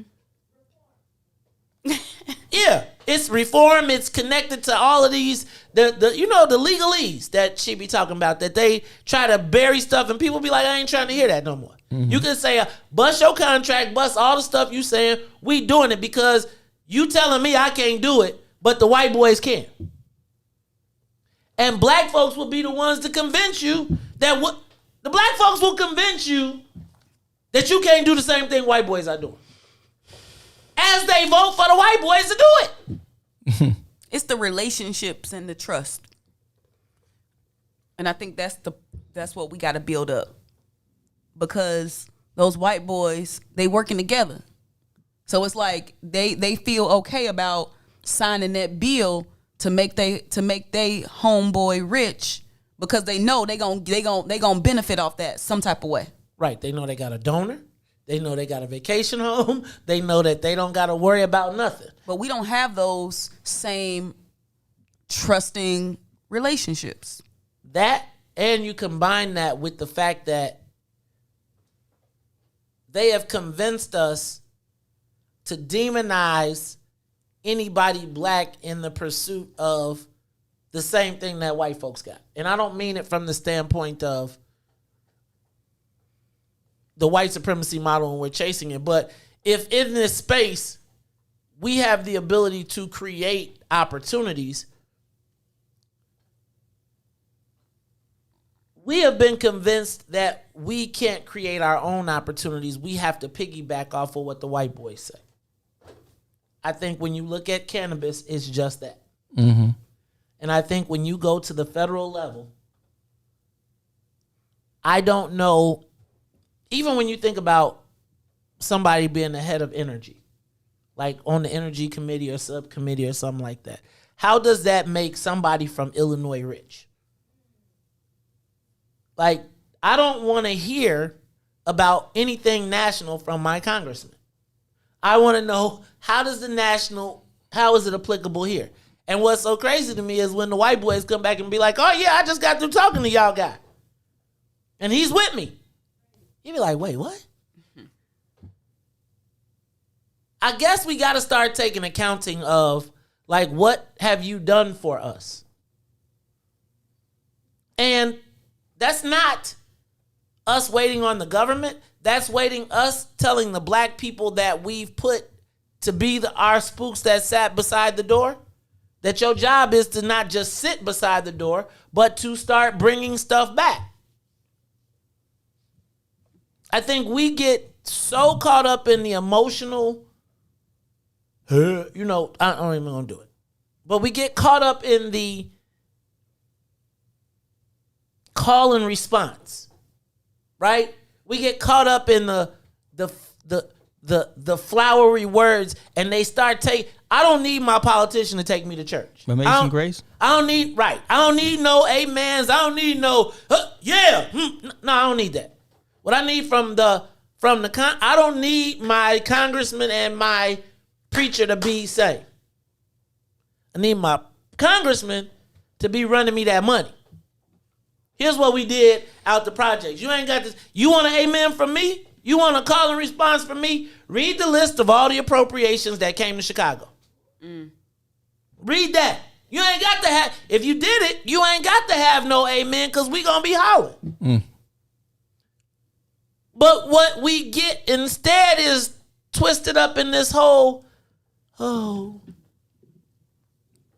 we shall overcome, but we can't overcome without the cash you got. When's the last time we've seen somebody go down the list congressionally and say, here's the appropriations that came to Illinois, and here's the appropriations that came to your neighborhood? And I'm going to tell you that it happens. Up north, it happens. They be like, oh yeah, we got you this, and this. Why you wonder why we got people who you ain't never heard of on Great Lakes Task Force and all types of things, because they know billions of dollars are going to be coming through that. Oh, yeah. And they want votes on it. And they want their people in the pipeline so that when it's time to say who's going to run that project, oh, you've been on the committee, you've already been in the national mix. So we can pluck you up and say, hey, you go. They're going to look for somebody to run that program. Who is putting our people in play? Who picks Ruthie up and says, that is a smart young woman, she needs to be doing policy at the congressional level, so that she can be writing national policy that impacts black folks? Right. They see us as passer-outers, preachers, outreach people. When they need to find the policy, and they go call Nancy. Instead of calling your Chicago State. And saying, who are our governmental specialty policy people that are on staff that we sent to the Kennedy School of Government, and they done all the stuff, and so you can confidently put them in the room, and now they could be at the intelligence briefing. She got to do that. She got to find a white person to put on. She can't go to, if you black and you want to be in the intelligence community, where you go? You better go to University of Chicago. Because it ain't nobody that's going to say, I could put you in the CIA. Just ask you. Because, the challenge is going to be that you know how you do a party and you be like, dang, I should have asked. Well, when one of them seats goes to somebody that don't look like you and you live out west, and they be like, oh no, we got 50, we built up Oak Park, we built Burt Ridge, you're like, dang, we never got that. Because I bet you if it's a white person, ain't no social services nowhere on their list. It's the Maze Jackson Show. When we come back, I'm through rambling. We're going to talk about this Chicago Capitol plan, which, Todd, I'm going to tell the secret. Can we tell them a secret when we come back about this Capitol campaign? Oh, it's not a campaign. Oh, see, there I go, sleeking. Look, we're going to talk about it all when we come back. It's the Maze Jackson Show. The Maze Jackson Show. We'll be back after this break. You're listening to I Said What I Said with Toussaint Warner and Herb Howard. What are y'all takes on blended families? Meaning white people? Or what? No, she mean like you got kids, this person got kids, y'all get together and bring the whole family together. I don't know. I have zero experience with it. I imagine it could be challenging. Especially, I think the older the children are, I think the more challenging it could be. I think if it's little children or something, you can kind of explain it to them, and they may like grow up together and kind of in that same space where this is mom, this is dad type thing. But if you talk about older kids where they literally have a mom or dad, another person like that has been in their lives, when they're older, and you're like, oh no, this is your stepbrother, stepsister. Like, nah, we like 17. Like, I'll bone her. And if this family don't work, you can just give me to the game anyway. It ain't gonna matter. No woman will ever be important. I'm not being an ass. I'm serious. In my mind, the value of that kind of a commitment is family. I got that already. So now we just chilling. So you ain't gonna really know my children. What's up, good people? You're listening to I Said What I Said with Toussaint Warner and Herb Howard live on What's In It for the Black People Media, Monday, Wednesday, Friday, 1 p.m. to 3 p.m. If I tell them to blow, I keep that metal close. That's how we ride in Chicago.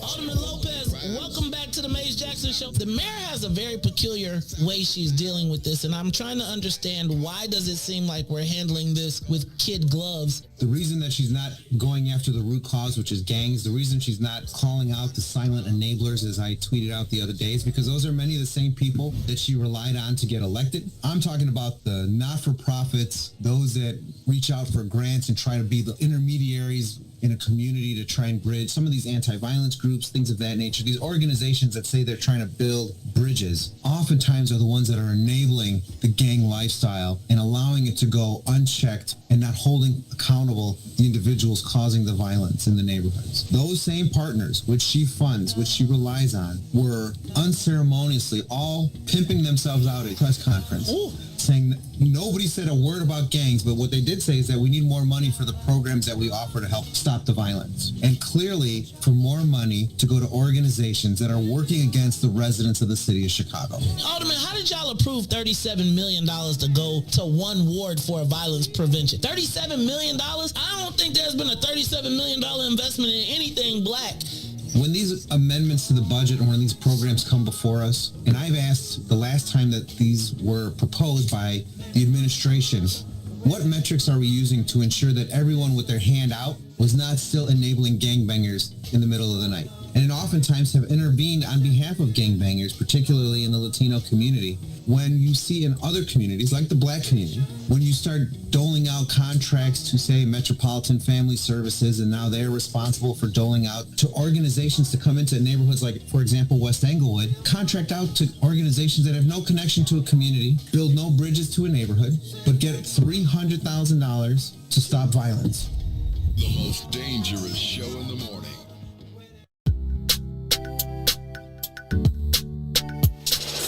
Sissy's Taco Bar Pop-Up is back with more hours and more days. Check them out at their new pop-up location at the Woodlawn, located 1200 East 79th Street. Sissy's Taco Bar offers authentic street tacos infused with international soul. Now every Tuesday, Thursday, Friday, and Saturday at the Woodlawn from 12 p.m. to 7 p.m. New vegan tacos have been added to the menu too. Visit sissytacobar.com for more info.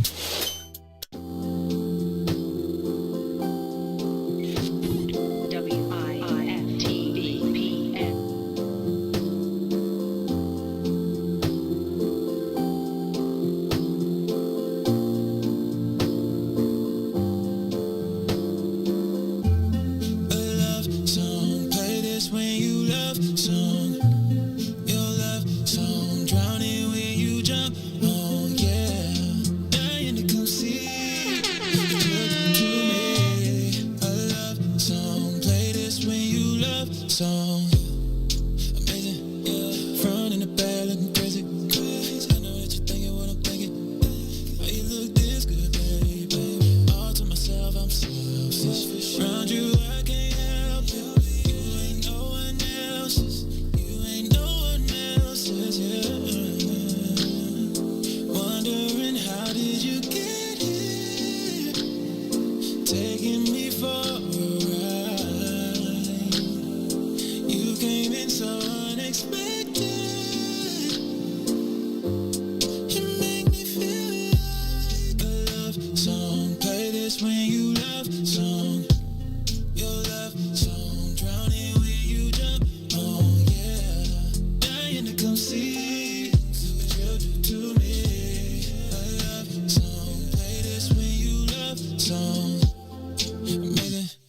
Girl, you so fine, I would pay it. Killing them selfies, she slaying.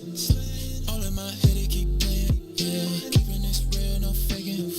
She wants something solid. If I'm being honest, girl, I think we got it. Oh, wondering how did you get here? Taking me for a ride. You came in so unexpected. You make me feel. You are listening to the Maze Jackson Show. I'm your host, Maze Jackson. Got my co-host, Todd Stroger, who got his golf shirt on, so that means he leaving early. he is dry snitch. Thank you, that ain't Ruthie. that That's ain't- a dry snitch. Ruthie dry snitched. I'm reporting the news. Ruthie was like, I was like, Todd, I was thinking, Todd, I thought I was all excited because I was thinking you was going to go get a jump start on your stuff. I was like, you got to leave out of here to go do your thug thistle. You talking about, Ruthie said, nah, he going to golf. I was like, I was all proud. Then I found out you was going to golf, and I was like, That's where the deals are made. Black Maze, on the golf course. okay, so That's what I hear. You better get on the golf course. So call me for lunch then, because I'll be coming to drive the car. No. Hey, y'all. Did y'all see that the city of Chicago launched its, let me see, what's 216 million plus 250 million plus 250 million plus 112 million plus 155 million plus 132 million. Did you get that? That was a lot of money. Ruthie? That was a lot. How much is it? A lot. Oh, I thought she was. Ruthie be getting them fast fingers. I thought you was taking them down. I thought Ruthie like, shoot, I got work to do. I'm around here checking my emails, and you thinking I'm. Well, anyway, that's how much money the city is spending on its new infrastructure program. Todd, they're gonna spend all that. Let me tell you what they're gonna do. They're gonna repair bridges and viaducts. Let me back up. They plan to spend $250 million fixing bridges and viaducts. Another $250 million fixing alleys and streets. $112 million on lighting. $155 million on streets, trees, and bike lanes. And then they're going to spend $132 million on facilities, as well as another $161 million on new vehicles and equipment. It is, the mayor is launching this $2 million, this 2-year capital plan that was announced as part of her 2021 budget. It's part of what she had to do to get the budget passed, right? They said that she expanded the automatic menu, although she is charging them back for that expansion. But we're looking at somewhere over $2 billion. Todd, I was thinking like, man, what do y'all got on y'all list that y'all need to get fixed? And I was wondering. I think that's a good point. Would people call in on that one? 872-259-7474. Ruthie, could you do it? Yep. 872. No, I mean turn on the phone. Oh, yep. 259-7474. Okay, 872-259-7474. The city is fixing bridges, roads, and all types of projects. And Todd, they're doing it as part of Mayor Lightfoot, in my estimation, her campaign. Right. Now, you may ask yourself, how is this kicking off her mayoral campaign, the 2023 mayor's race? And I would tell you, American Ninja Warrior, y'all. Y'all got to see Ruthie do her American, because we got like a tangled web back here. And Ruthie came through. You got to stand and look, like right now she doing the pose, like the freeze pose in between the two cameras. You must dial the number without touching the camera. And if it was like laser beams, like Ruthie would be like, look, now she's doing the back spin. She traced her steps and she is back in her chair. And no, you did not. I ain't trying to break none of your stuff. Well, I was just saying, to open up the phone line too. There's no that was like if there was the light, like the like when there's a diamond and they got the red lights and it's the laser beams, and if you touch the laser beam, Ruthie was like, psh, step, step. Not gonna get me. Right. I told you she's our American Ninja Warrior too. She dressed in all black too. She got a ninja clothes on. Like she got a ninja suit on. Like she could go from being a ninjet to business meeting all in one meeting. A ninjet. Yes, ninjet. Better than I could have. Better, yeah, ninjet. Don't you think that's fresh? I thought that was fresh. You know, ninjet. It's crazy because my mind immediately went to the N word. Neglect. See that, but that's because they done substituted ninja for. So I didn't mean it that way, but now when you say ninja, you got to be like, all right, now, what you talking about? But I gotta ask you all. Give us a call 872-259-7474. 872-259-7474. The city is going to have over $2 billion in infrastructure projects. Do you think, is there something in your neighborhood that they need that you want fixed? Right? So they doing streets and bridges and lights and alleys and lighting. And do you need your alley paved? Tell us what you need fixed. Because I want to see if the mayor's got it on the list. Now, Todd, I just want to tell you, though, that this was the kickoff of the mayor's campaign. Capital projects are important. Capital projects are important, but they are also timed to be arriving right along the time that elections come. Did you get that? So the mayor, these projects are expected to be completed when? In 2 years. In 2 years when the mayor is running.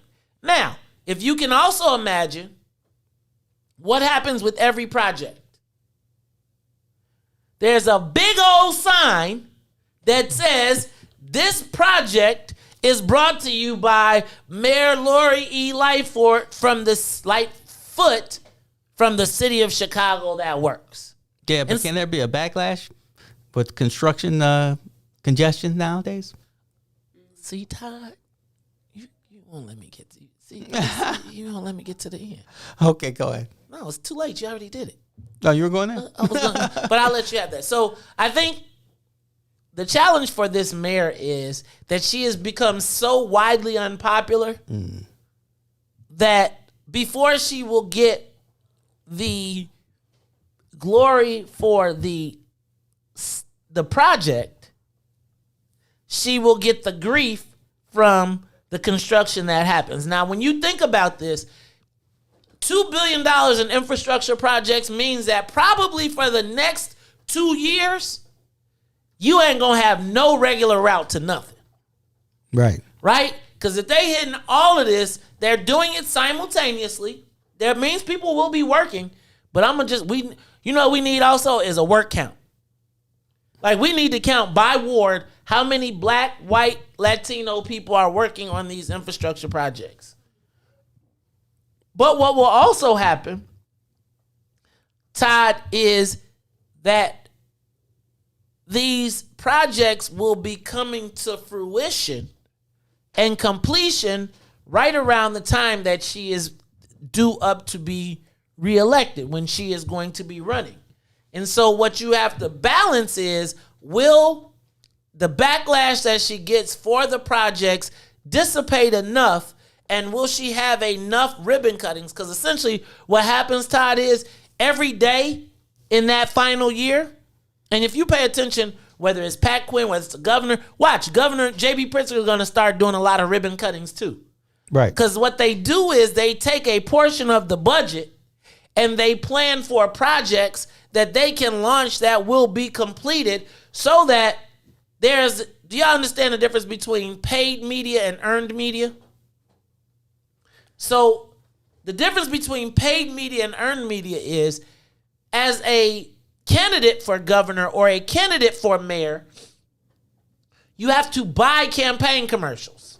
Those are the commercials that come on 30 seconds. Hi, I'm Mary Laura Lightfoot. And hi, I'm J.B. Pritzker. And I want you to vote for me. But then there is earned media, which is you create a story that all of the press reports on, and it attaches your name to it, and it is no longer counted. You don't have to pay for it, but you generate a tremendous amount of press from the actual event. So y'all ever notice how every time something happens, there's a ribbon cutting?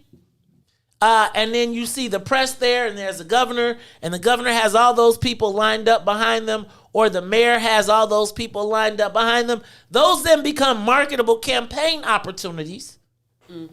Got it. For everybody associated. So when you hire a public affairs or a PR agency, they track that. Right? So somebody in the media department is saying, okay, governor, you're doing terrible in Southern Illinois. Here are the 10 projects that we have in Southern Illinois. We're going to schedule you one of those a week to go cut a ribbon. So it seems like during that time, they're like, man, the governor, because people have short memories. So they be like, man, the governor's been down here 20 times in the last 10 weeks. He's been doing, obviously he has been doing all this work. Same thing for the mayor. So when you see this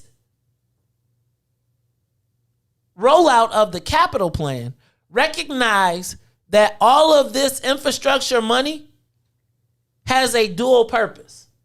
Now, what I would like to see is a map of all the projects, right? Where are the projects occurring? Because while they launched it at Dawes Park, my question would be, are they going to be launching it and showing it us as the South and West Side and doing what they've been doing and using this to extra implement the Office of New Americans?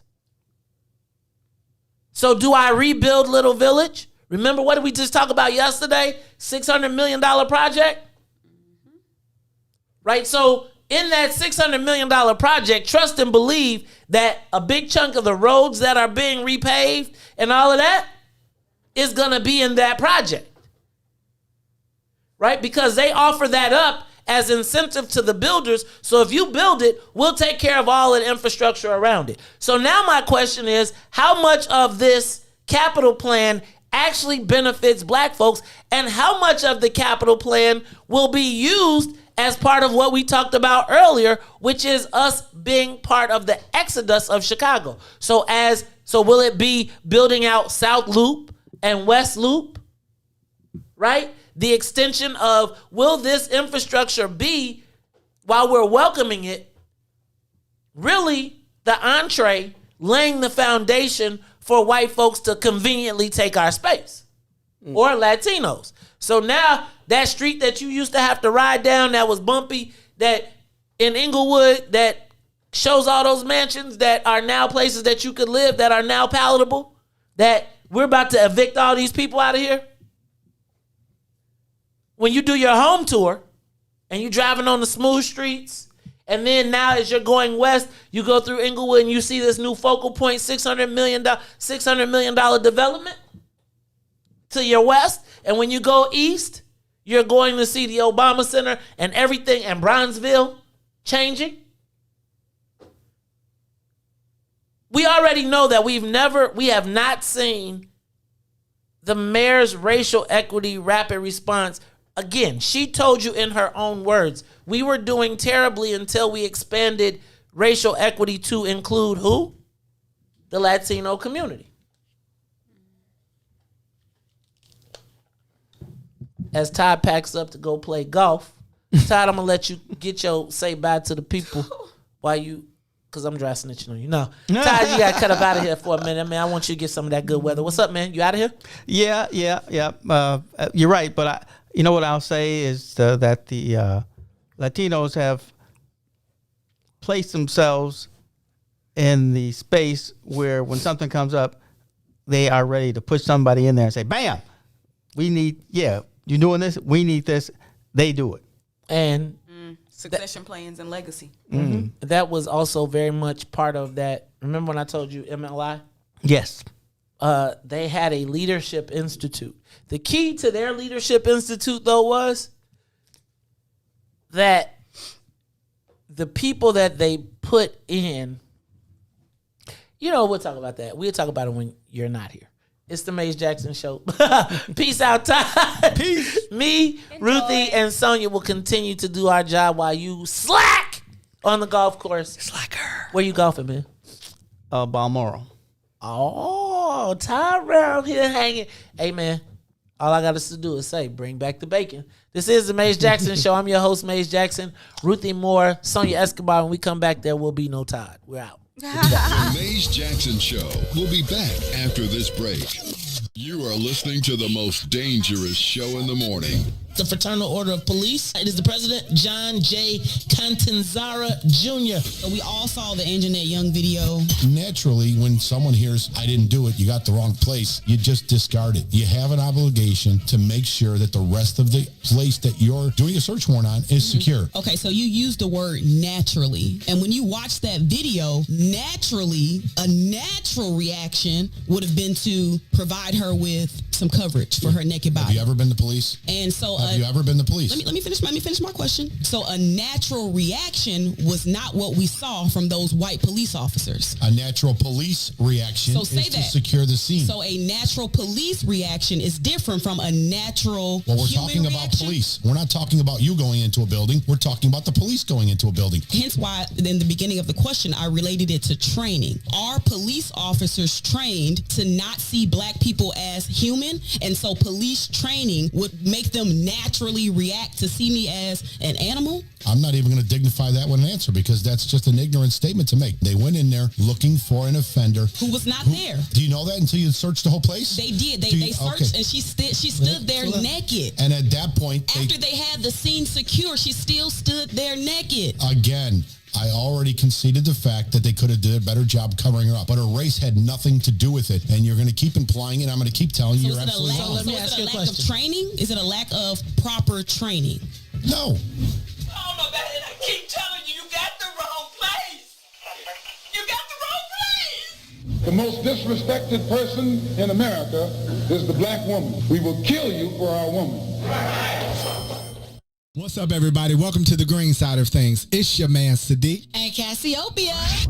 Motivated by the days of sandwiches of spam. Grilled cheese won't stop me from grilling those who are stealing the peace and safety of the community because they releasing death and destruction on the community. A community where the people look like me and them. A place where mama and them stay. Not too far from where their children stay. You right. I want a peaceful neighborhood, and I'm not moving to the suburbs to have a peaceful neighborhood. Do we really have to take this, acting like we don't recognize this, still cooperate with this? You know what? The hell with this. Ram me behind a mic that's shaped like a middle finger, pointing straight up with my middle finger to any poor politician, dealer, deaf, crooked cop, or lazy parent. It's apparent to create change, you have to have a work ethic that make it seem like you lost your brain, standing out like the Willis Tower. It's a brother that represents dedication, discipline, and dream reaching, accompanied by a voice called power.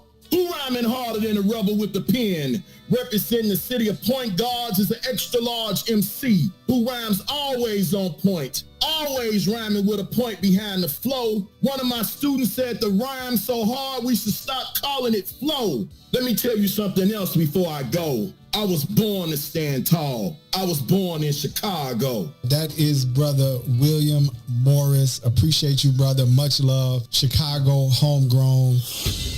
Every Tuesday and Thursday from 1 to 3 p.m. on What's in it for the Black People Media. Shop at Black-owned and operated Solo Beauty, where you are appreciated and respected. Located at 8158 South Cottage Grove, Solo Beauty can supply all of your black hair care needs. Solo Beauty is open from 11 a.m. to 8 p.m. Tuesday through Saturday.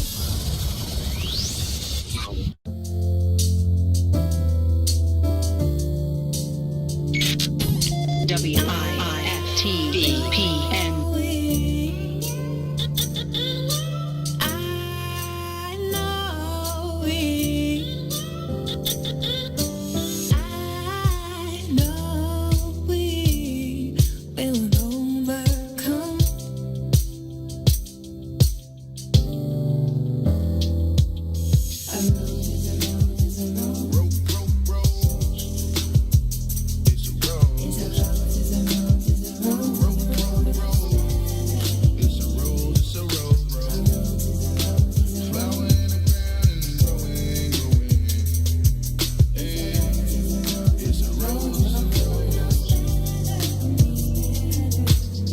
Same stuff, different light.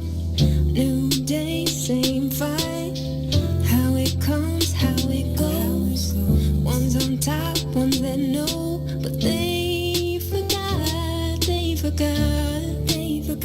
When you bury a seed, it grows. I know it. I know it. I know it. I know we will overcome.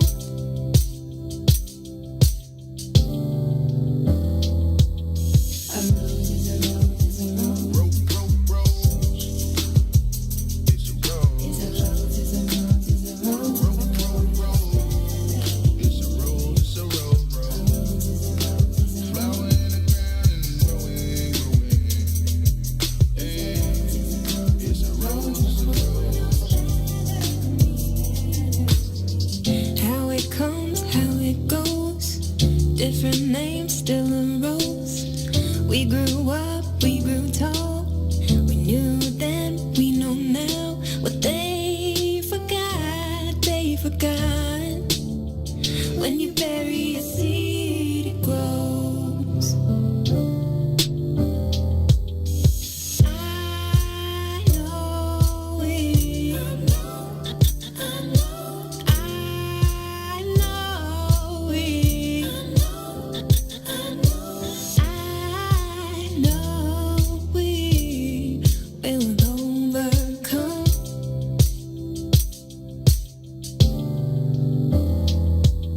A rose is a rose is a rose. Rose. It's a rose. It's a rose is a rose is a rose is a rose is a rose. It's a rose, it's a rose, rose. It's a rose is a flower in the ground and growing, growing. It's a rose, it's a rose. You are listening to the most dangerous show in the morning. This is What's in It for the Black People Radio. Maze Jackson. Maze Jackson, the most vociferous advocate for black people in the world. For Ruthie Moore, for Todd Stroger, I am the host of the Maze Jackson Show, asking every single day, what's in it for the black people? And if you don't like it, you can still tell them Maze said, Mayor Lightfoot, man, we ain't accepting that. We ain't accepting that. Let's go. Yeah. Let's get down to business and go ahead and address the facts, man. Lightfoot seems more lesbian than black. Rahm Emanuel's another case. He was just as tired. 50 closed schools left much to be desired. Police had Anjanette naked on that body cam. They suppressed the footage so it couldn't touch a lot of hands. Reminds me of that 16 shots in that cover-up. Both of them similar, so I went and dug it up. George Floyd killed, a lot of riots happened in the town. Southside burned and they wouldn't let them bridges down. Grandmother sick, need a prescription and plus a couple groceries. You gon' have to travel just to get it now. COVID-19 out here shutting all the business down. Not enough SBA loans to even give around. So many failed businesses that you could put them in the pile. If you don't survive the pandemic, it's gonna sit you down. We sing, dance, play ball, entertain, and crack jokes. Government infested black neighborhoods with crack smoke. System that milked us so bad, we got lactose. Still trying to find out what's in it for us black folks. We sing, dance, play ball, entertain, and crack jokes. Government infested black neighborhoods with crack smoke. System that milked us so bad, we got lactose. Still trying to find out what's in it for us black folks. Shout out to Willie Wilson, hope one day you get to send it. We need some different players in the game to handle business. Too many shady characters like Madigan and Blago. But when you really break it down, it's typical Chicago. City full of gangsters, it's what the land was built on. Same streets with hood legends, DNA get spilled on. Carjackers out here lurking, trying to get they steal on. Looking for a block to put them Hellcat wheels on. Let us give bogus appraisals a red line. Car crackers out here getting minimal fair time. And up to seal carry, I stay with the pipe. But Illinois gun laws giving minimal rights. Stay up on the swivel, make sure I'm moving tight. Check all of my mirrors when I pull up to the light. Pick my homie up from out of town, man, he caught a flight. He was hella nervous, told him, shorty, this is a way of life. We sing, dance, play ball, entertain, and crack jokes. Government infested black neighborhoods with crack smoke. System that milked us so bad, we got lactose. Still trying to find out what's in it for us black folks. We sing, dance, play ball, entertain, and crack jokes. Government infested black neighborhoods with crack smoke. System that milked us so bad, we got lactose. Still trying to find out what's in it for us black folks.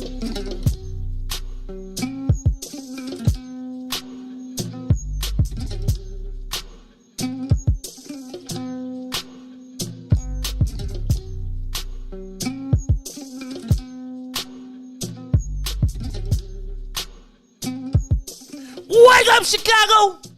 Wake up, world! This is the Maze Jackson Show. I'm your host, Maze Jackson. Got my co-host, Ruthie Moore. I was about to say, but he gone. He went golfing. Trying to get up out allegedly. Here. See, there you I go. Say allegedly because we just you dry snitching. See, now he might have told. See, now he could have been saying he was golfing, and you see, Ruthie, dry snitching. See, nobody even had no questions. We could just been on the golf course. Now everybody like, can you wear those kind of shoes on the golf course? Listen, Todd got that Garmin watch that his wife gave him as a gift, and he don't even know. He's right. First of all, he don't even know. He don't even know. We gonna let him be. Like, he ain't even got an iPhone, Apple Watch. He got the Garmin. That's like your location and time. That's it. All right. We have been asking. The mayor's unveiled the infrastructure campaign plan. I keep telling y'all, she gonna have her name on every corner you turn. They stopped putting people's name on stuff. No, that was the state level. After Blagojevich got out of control. State level.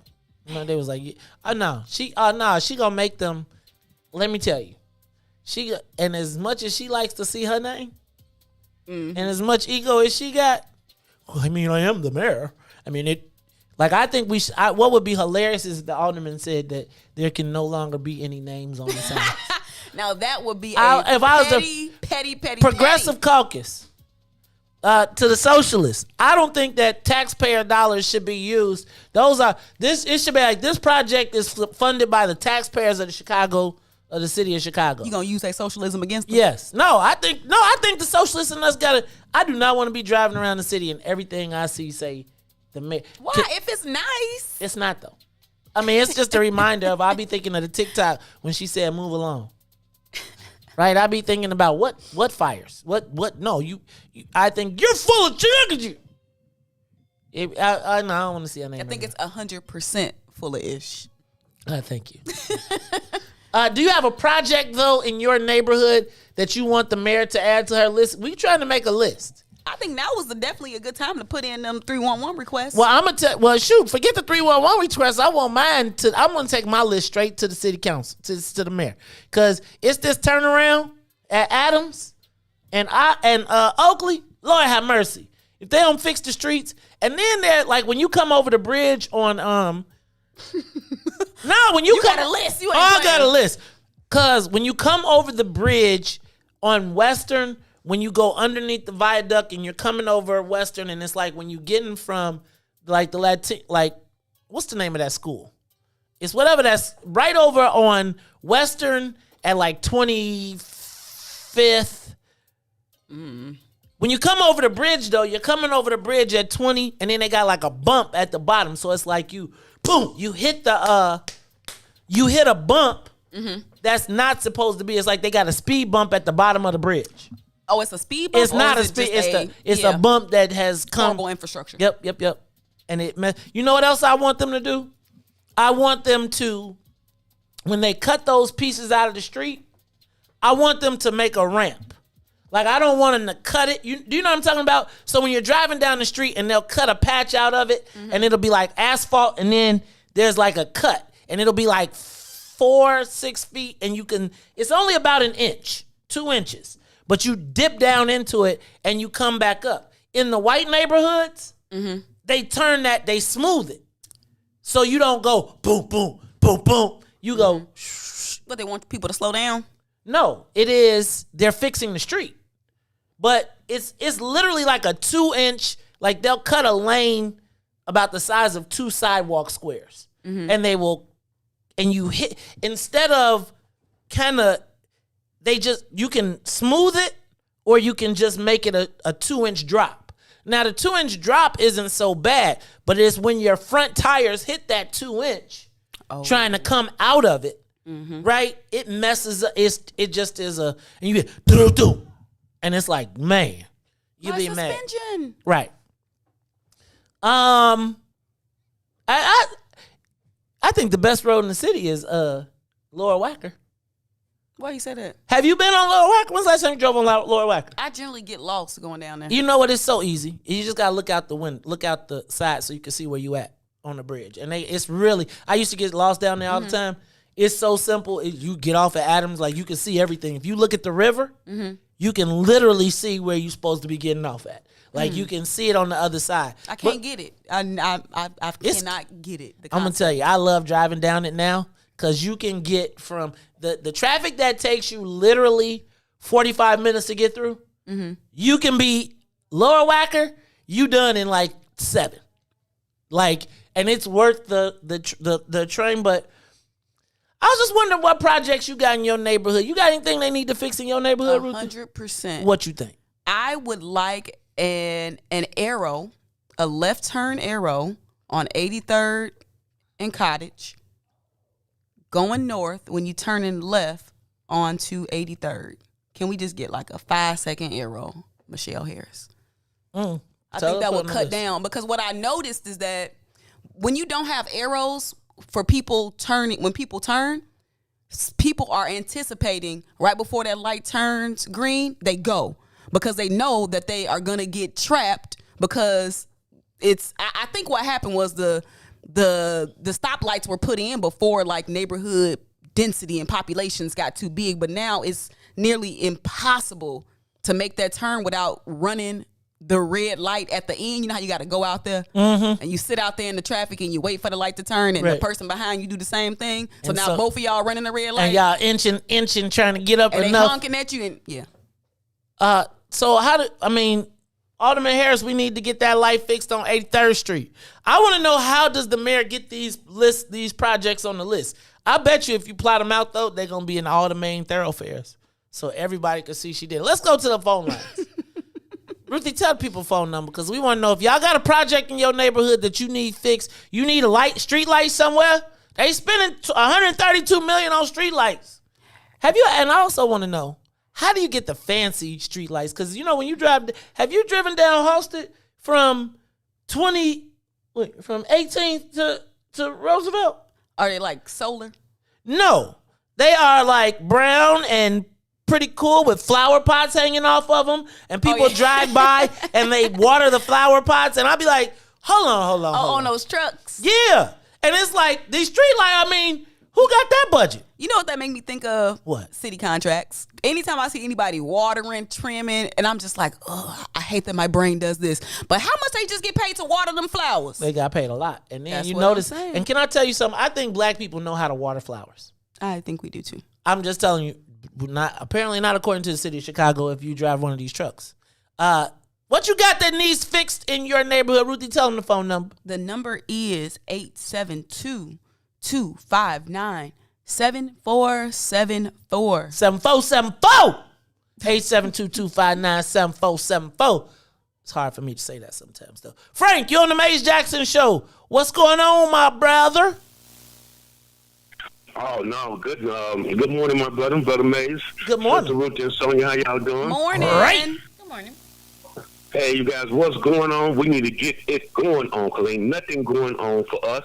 And I do have a project that I will call in and actually be fixed. And it's that viaduct on 16th Street going west right before you hit Cicero.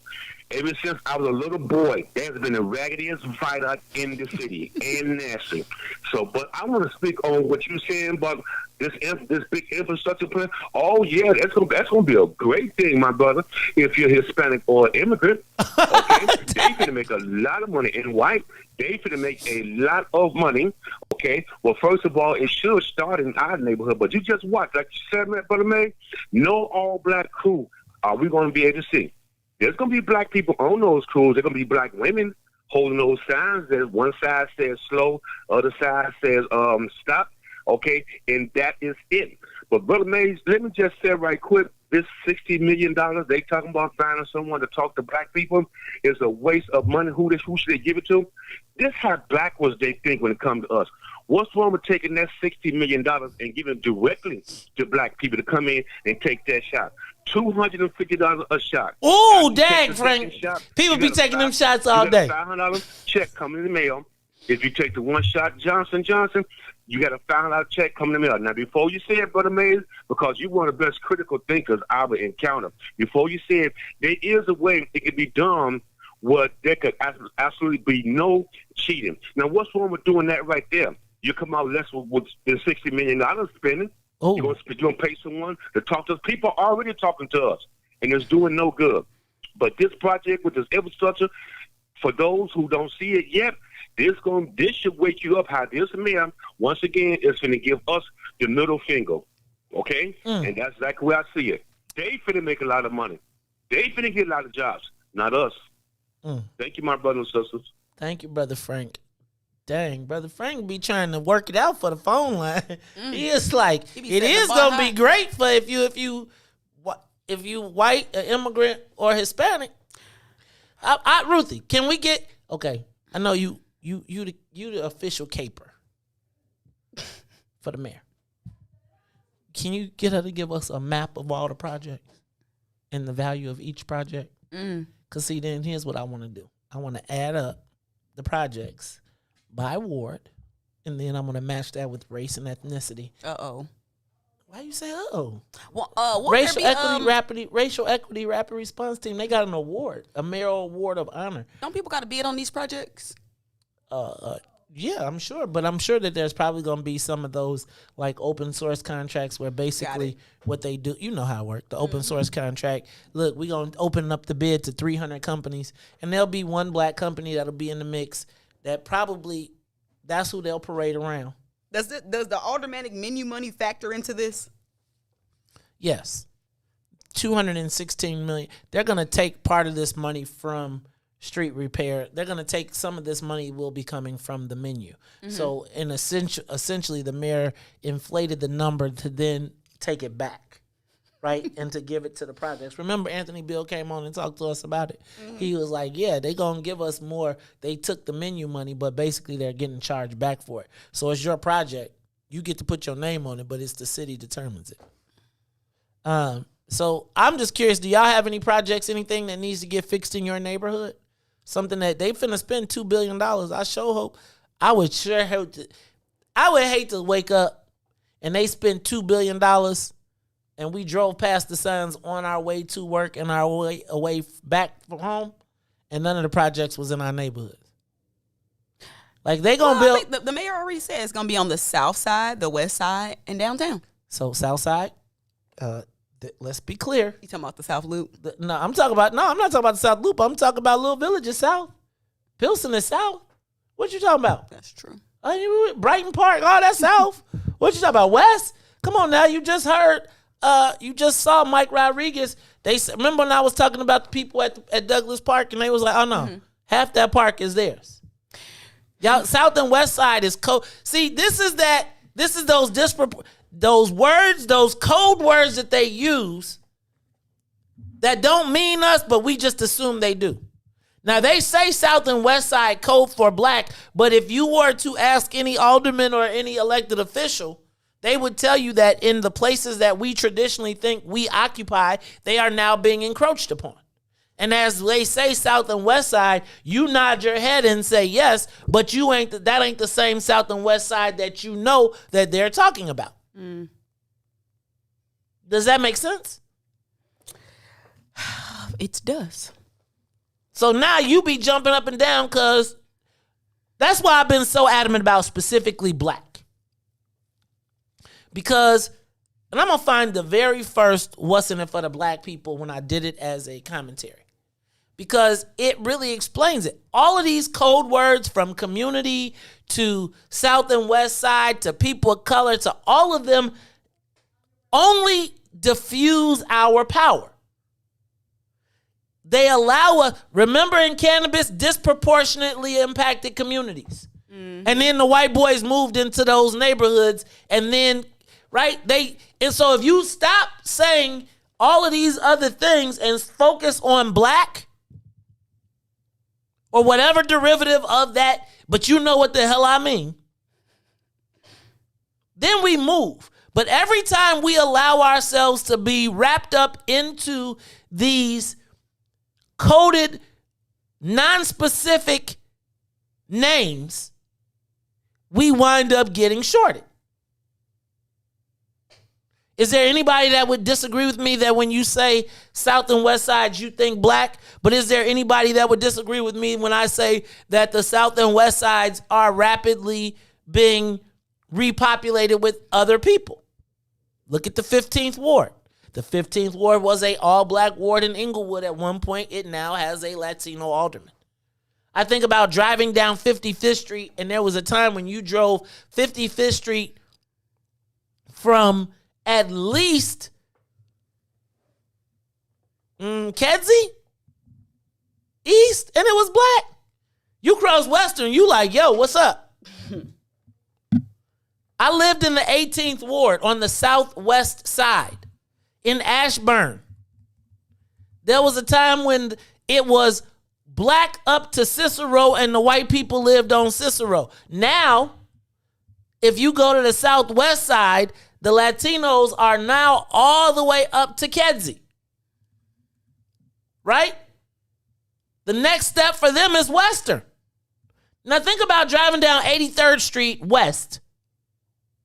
And you get to Western and that starts to you get to Kedzie and now you're moving to from Western to Kedzie is black, but it used to be Western to Pulaski was black. Whoa. So when you hear these projects and when you hear this South and West Side, understand that a 2-year project, a project that comes to fruition over 10 years, is not for you. It is for the, remember they gave us a plan that said that in 10 years they were going to make the face of, so that's who that's for. All of it, it all makes sense when you put it together. Mm-hmm. If you look at them in separate silos, if you look at it as the mayor just told us, hey, she's doing this infrastructure plan, and we like, woohoo! Well, you woohooing for something you ain't gonna never benefit from. I think about when they built the new high school over in the southwest side. We were excited to build the high school, and we were thinking about naming it Barack Obama High School, but they were building a high school not for the black people there, but for the Latinos that were coming in the future. And it had every new type of infrastructure, anything, and we were excited, and the black people advocated for the high school only to be excavated from the area. And so that state-of-the-art high school that we fought for is no longer ours.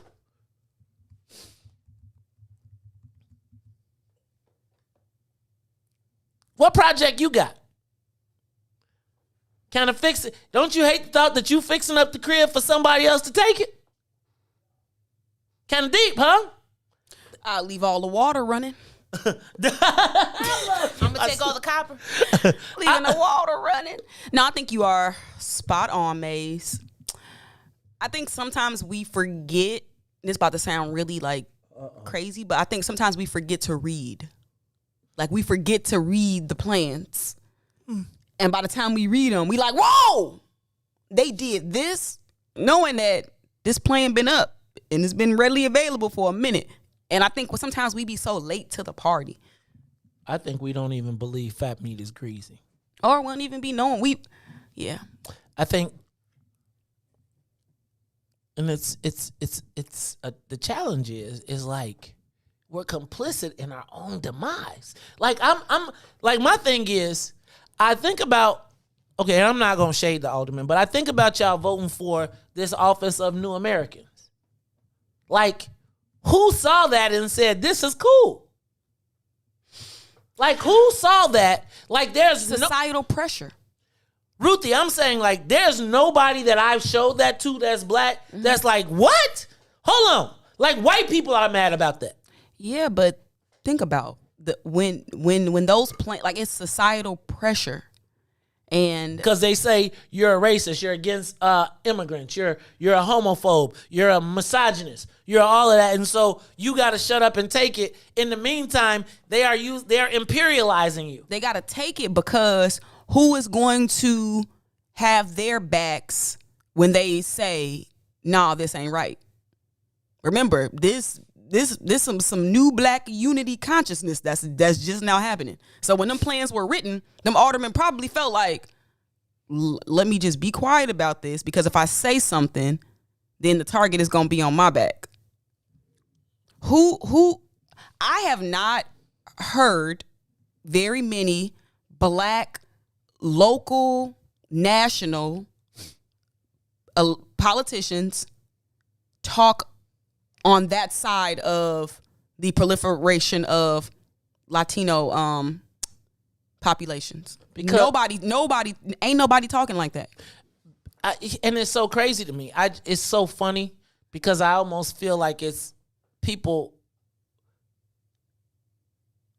are used to our dysfunction. I was thinking about like just even all of the fellas that came together and people interjecting from outside of our community saying, like telling us who we could talk to.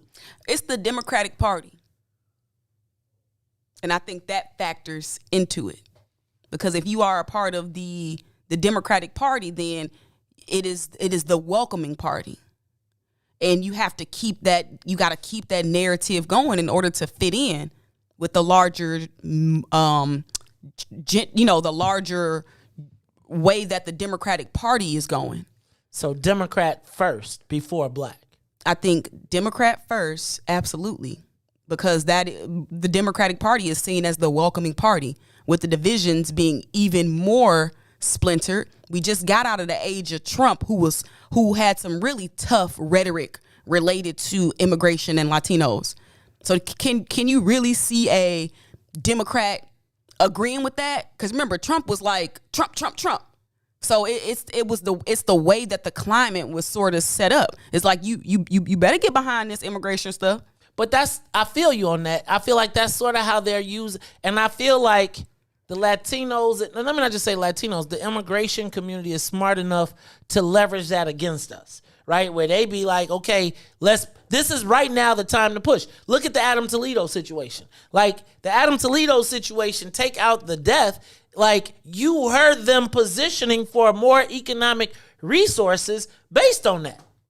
Right? They are leveraging to create more power. They are leveraging the death of Adam Toledo to further advance immigrant causes, which I'm not mad at them, but like who stops and says like, yo, how does this all work for us? Like when you read that plan for New Americans, and then they come on your TV show and tell you, we got $37 million for violence prevention and we gonna go get more. And y'all got to come to us. Y'all got violence exploding in your neighborhoods, but you got to pay us who have proven not to be your ally when it comes down to it to stop the violence in your neighborhood. You got to come through you tell all your Negro organizations that actually are doing the work that don't have the money or the economic resources, come to the people who are looking to replace you to save you. Because they got 37 million. Y'all got 500,000. So now I'm going to drive the black people who are looking to survive to our Latino agencies while at the same time funding them so that they can create the discourse and discord among black folks, because they got black folks fighting over resources that are supposed to be in our community. So we fighting black people over black people to get to the Latinos who are going to hand you pennies on the dollar. $37 million went to one community over 2 years. $37 million for violence prevention. $37 million. Huh? Tell me $37 million investment. And I'm saying to myself, you are telling me that there is nobody that has the ability to speak for black people on this issue? That is why May 3rd is so important. Because literally, your birthright is being stolen in front of your face. Literally. Like, straight up. As we push forward the Black and Brown Coalition, and y'all read this document that clearly says that they are making a plan for life without you.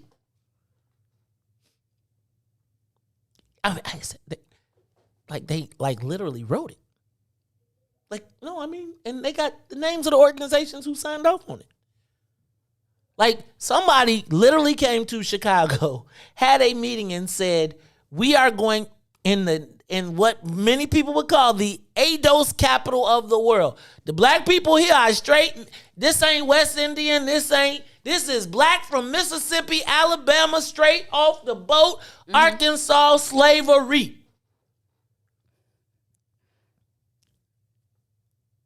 This is where we came when they were killing us in the South. This is where we came to establish ourselves, and now we are about to be extracted from the land.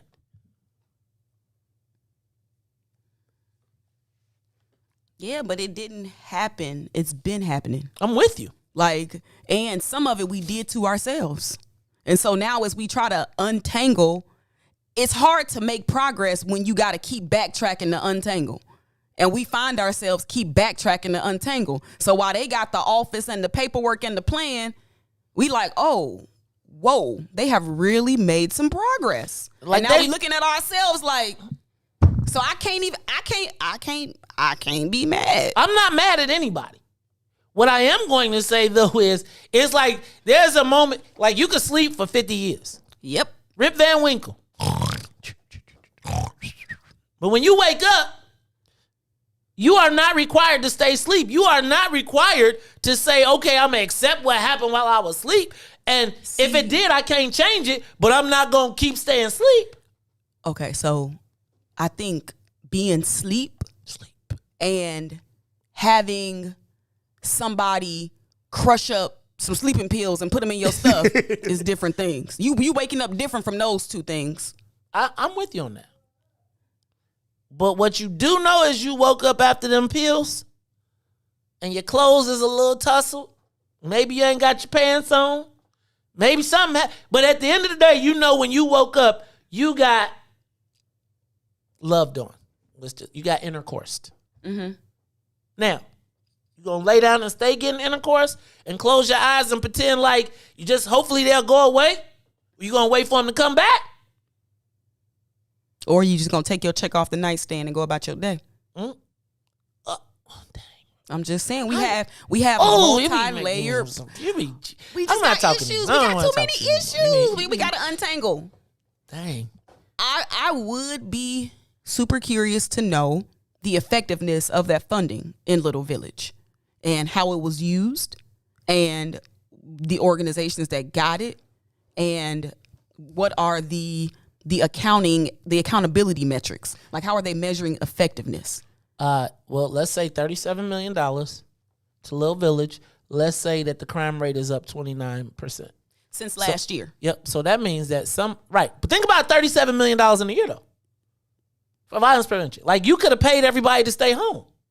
No, I'm serious. Like, literally, you could have been like, let's have a meeting, just like Brother Frank said with this $60 million. Mm-hmm. If you told black people it was a check for $250 to get that shot, if they giving you their plasma and they giving you their blood and they I tell you what, y'all talking crazy, people be right up in there taking the shot. Now, I am just, y'all, what we gonna do, Ruthie? I'm moving to Little Village.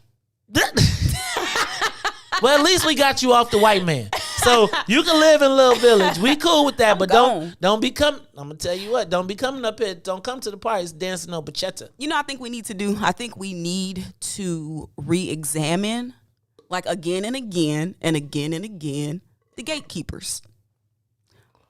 And that is that's the part where, who are the gatekeepers? Exactly. What is a gatekeeper though, Ruthie? Because I think that the gatekeeper is like really the sexy way of. I don't think there are no black gatekeepers right now. Like, honestly, like in this administration, I think who people are auditioning to try and get to gatekeeper status. But I believe that the mayor. No, I believe that the mayor was so anti-blackness that she left all the gatekeepers to the side. Right? Like, remember when she went to the fundraiser and was like, they was all, she went to their joint and kind of said, y'all up in here having a party trying to get on my side, but y'all really need to be out in the streets. Y'all remember when she did that? She went straight up to their party. Like they had a party, like, let's let bygones be bygones. All the rich black people got together, put money together and said, Lori, we was with you. They was like, she was like, no, y'all wasn't. And she basically told them, like, y'all up in here teetotaling and having all this good time when y'all really need to be doing more work in the streets. Now, she ain't said that to no white people, right? But I think that Lori kicked all the gatekeepers that we know to the side. Now, she has people that she's done business with. because most of them, they were supporting Tony Preckwinkle. Got you. But, again, thus leaving her with no real gatekeepers and actually in opposition to those gatekeepers, but gatekeepers, quote unquote, have learned that even as they've auditioned for the spot, that she is of she who speaks with forked tongue. So the things that the tools in the toolbox and the benefit of being a gatekeeper under Rahmer Daily does not exist, right? That's not necessarily a pathway to business. That's not necessarily a pathway to getting invited to the, right? The status of gatekeeper. And so, like, we all niggas now. No, we are. And there are, I hear that there are people, now Lori is recognizing that she has no refuge with black folks. Now what is happening is she has become the white club that all the white kids stopped going to. And now the black people are able to occupy the space. Right? So you know how like the nightclub industry work. When there's a new hot club, all the white people go to it and the security they don't want no black people, they don't want no chains, they don't want no jeans, they don't want no whatever. But white people have options, whereas black folks don't. So then the white folks, there's another new hot place, and the white folks go to that new hot place, and now the place that didn't want black people is now like, man, let them Negroes in because they buy bottles, because now you got to pay rent. So now you change your DJ, now you ain't playing techno, EDM, now you playing, whoa, swag and surf, and whoa, and doing all that, and people doing swag and surfing over your French toast for breakfast and all that. Oh, goodness. Right? And Lori is there now. So now what happens is she's the fire sale. So now what people are doing is doing the countdown for 2 years and seeing how much, like the gatekeepers have changed into vultures who are now saying, how can I get as much out of her over these next 2 years while propping her up and bringing her to places and putting up shields and blinders to be like, no, you can recover. The black people will forgive you. I would argue that.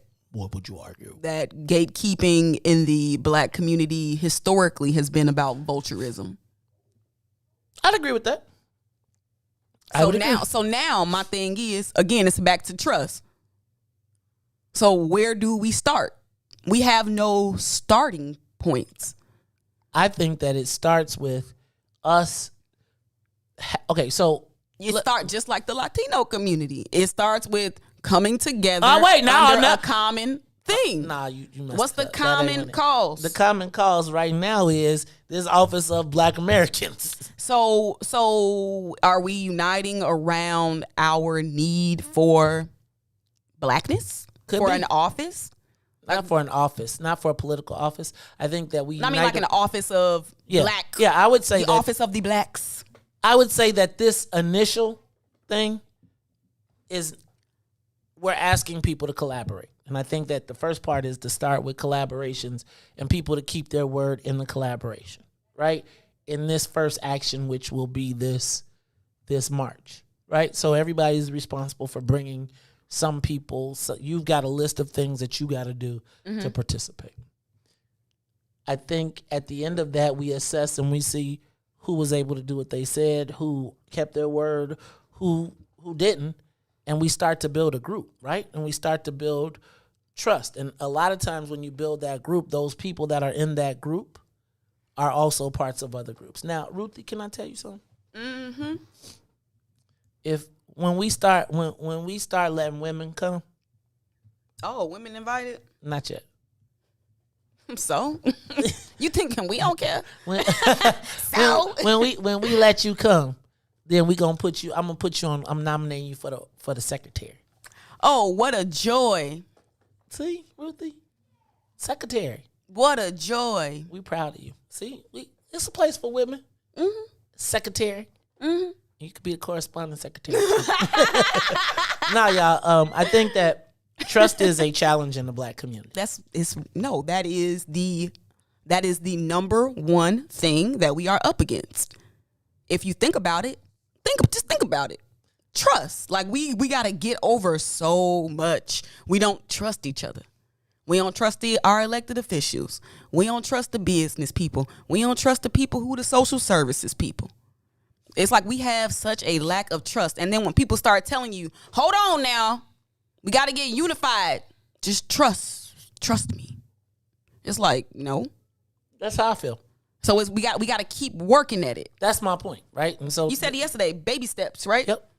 Baby steps, right? And recognize that there's going to be detractors in the process. Detractors, defactors, and lackers. And cutthroatness, and it'll be tattletalers, and all of those things will happen. You mean some snitching? Not dry snitching, like straight snitching. Like some wire wearing? Like some, well, the thing is, I got this. So the funny thing about people wearing wires is, I have a thing that can tell if you was wearing a wire. So I just be like, if I get quiet, then follow my lead. That's why you don't never say nothing when. No, I'm just oh, so that time. Oh, all right. Let's do this real quick. I want to take a moment. We only got a few minutes left. But I was just thinking, like, as time has been moving by, and I talked about what do we lose. I want to take a moment to acknowledge the people that we have lost over the course of this year. I was thinking, this weekend with everything that was happening, I saw a video that crossed my screen. And the video that crossed my screen was of some guys riding in a giant SUV 4x4 with DMX plastered on the side. And it dawned on me that I remember when Biggie died. I remember when Pac died. I remember. But death has become so commonplace over this last year that it's almost like we kind of say, we chalk it up. And I wanted to, and I thought about the Oscars. And I thought that this Oscar, we set the camera, we set the VCR, or not the VCR. We set the DVR because we wanted to catch the tribute to Chadwick Boseman, who we lost this year. Like, the Black Panther died. Like, the gravity of that. And it didn't happen. And then the Oscars had their tribute to people who passed away. And it went so fast. And it was like, Chadwick Boseman, boom, boom. Mm. And it feels to me like death in this COVID has become so commonplace. Commonplace to the point where we don't even stop and acknowledge it. Or we acknowledge it with a quick social media post. We hope to get some hearts, some likes, a little digital sympathy, and we move on. And people have been removed from our lives. And I'm going to say this. I have changed my perspective on death in that after I lost my big bro, I felt like we had one, probably as close as I've come to crying in my adult life was that. And I cried because of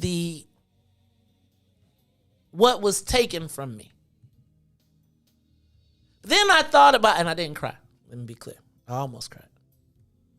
I had to look all the way straight up. My head was looking directly at the ceiling because I think if I would have looked straight ahead, they probably would have fell. But I couldn't. So I just looked at the ceiling for 2 hours until I got it together. But then when I looked straight ahead, I happened to look down and there was a mirror. And in the mirror, I saw myself, but I saw the reflections of all of the memories that I had with my big bro. And I thought to myself, how many people have lost someone during this past year and a half? And how much time do we stop to acknowledge it? And so I don't want to look at the losses, and I want to encourage everybody who lost someone this year not to look at them from what was taken away from you, but what they left with you, what they gave you while they were here. Think about all of those laughs. Think about all those smiles. Think about all the crazy times. Think about the trials, the tribulations, all of the things that you had to go through together that got you to this point. And I'm going to tell you,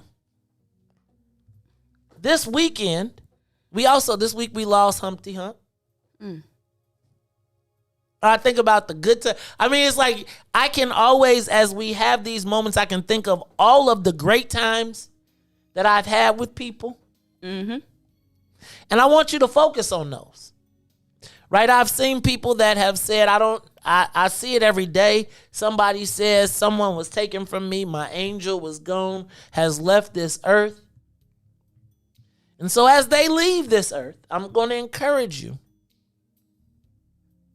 to share the best of what they had, what they poured into you, with the world.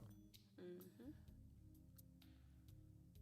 Two people that I want to take a quick moment to acknowledge this week who have lost people.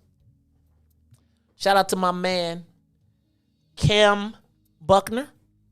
State Representative Cam Buckner lost his father this week. So got a text yesterday that just said, brother, I can't make it this week. I lost my father this weekend and I'm trying to take care of responsibilities. And I want to make sure that we send our prayers out. That's our guy. President Pro Tem Jahan Gordon Booth lost her father this week as well.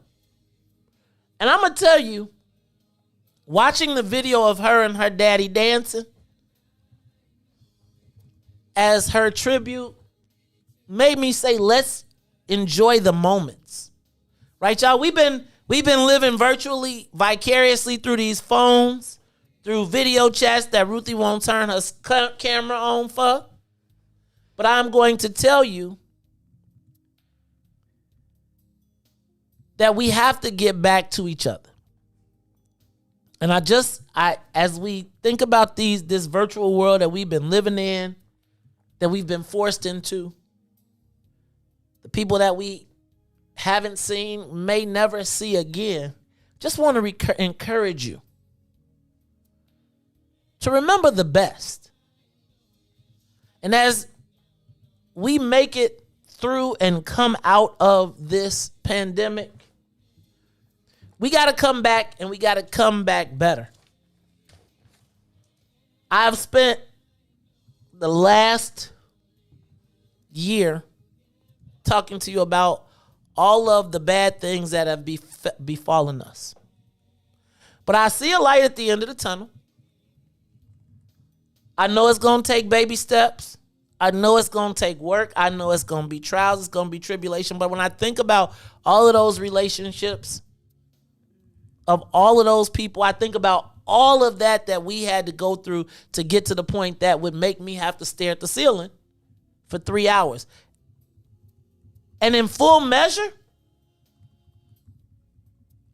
all of the trials and tribulations were worth the outcome of the relationships.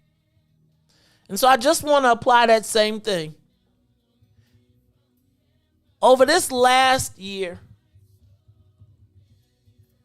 we have suffered devastating losses in our community. But even through that, like y'all, we saw George Floyd get killed, murdered in our face, but look at what it is springing forth. There is a sacrifice that comes with freedom. There is a sacrifice that comes with this war that we are in. But at the end, we have an opportunity for victory. So I just want to send out to everybody, every single person who has lost someone over the course of this year. I just want to let y'all know, man, it's a brighter side. You know, I spend a lot of time with gloom and doom. A lot of time with gloom and doom.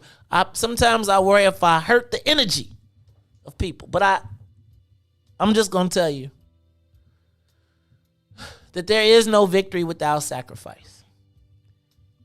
And I would just say that every person that we've lost will be looking down on us, smiling when we reach our victory.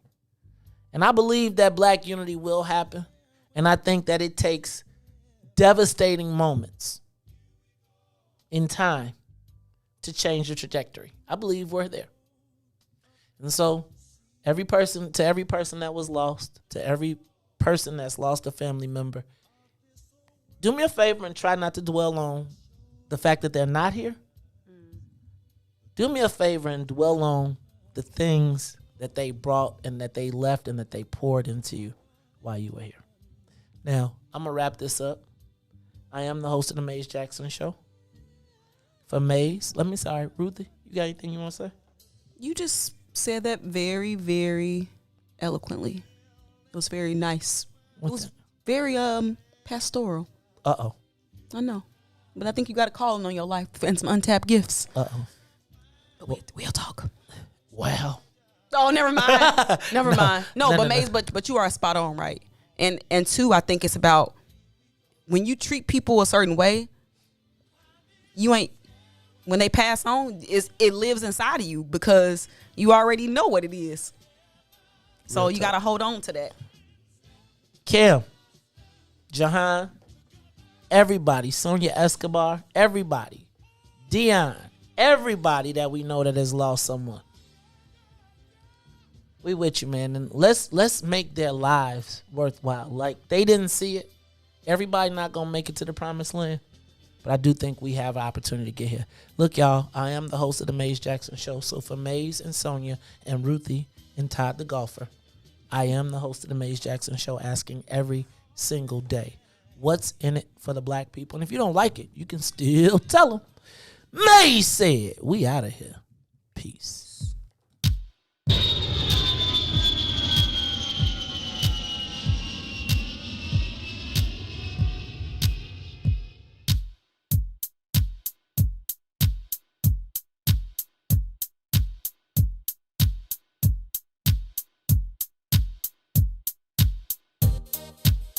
What's in it for the black people? What's in it? What's in it for the black people? I'm in it. What's in it for the black people? What's in it? What's in it for the black people? I'm in it. For the black people. For the black people. For the black people. For the black people. For the black people.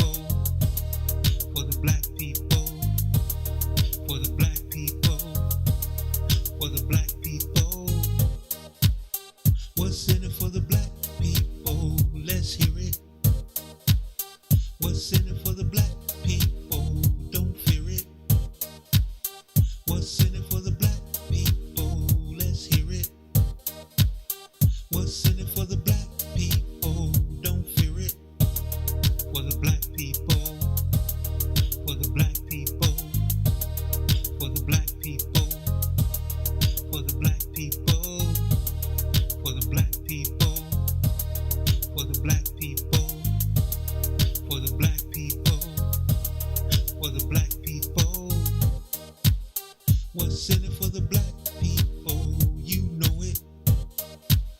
What's in it for the black people? Let's show it. What's in it for the black people? You know it. What's in it for the black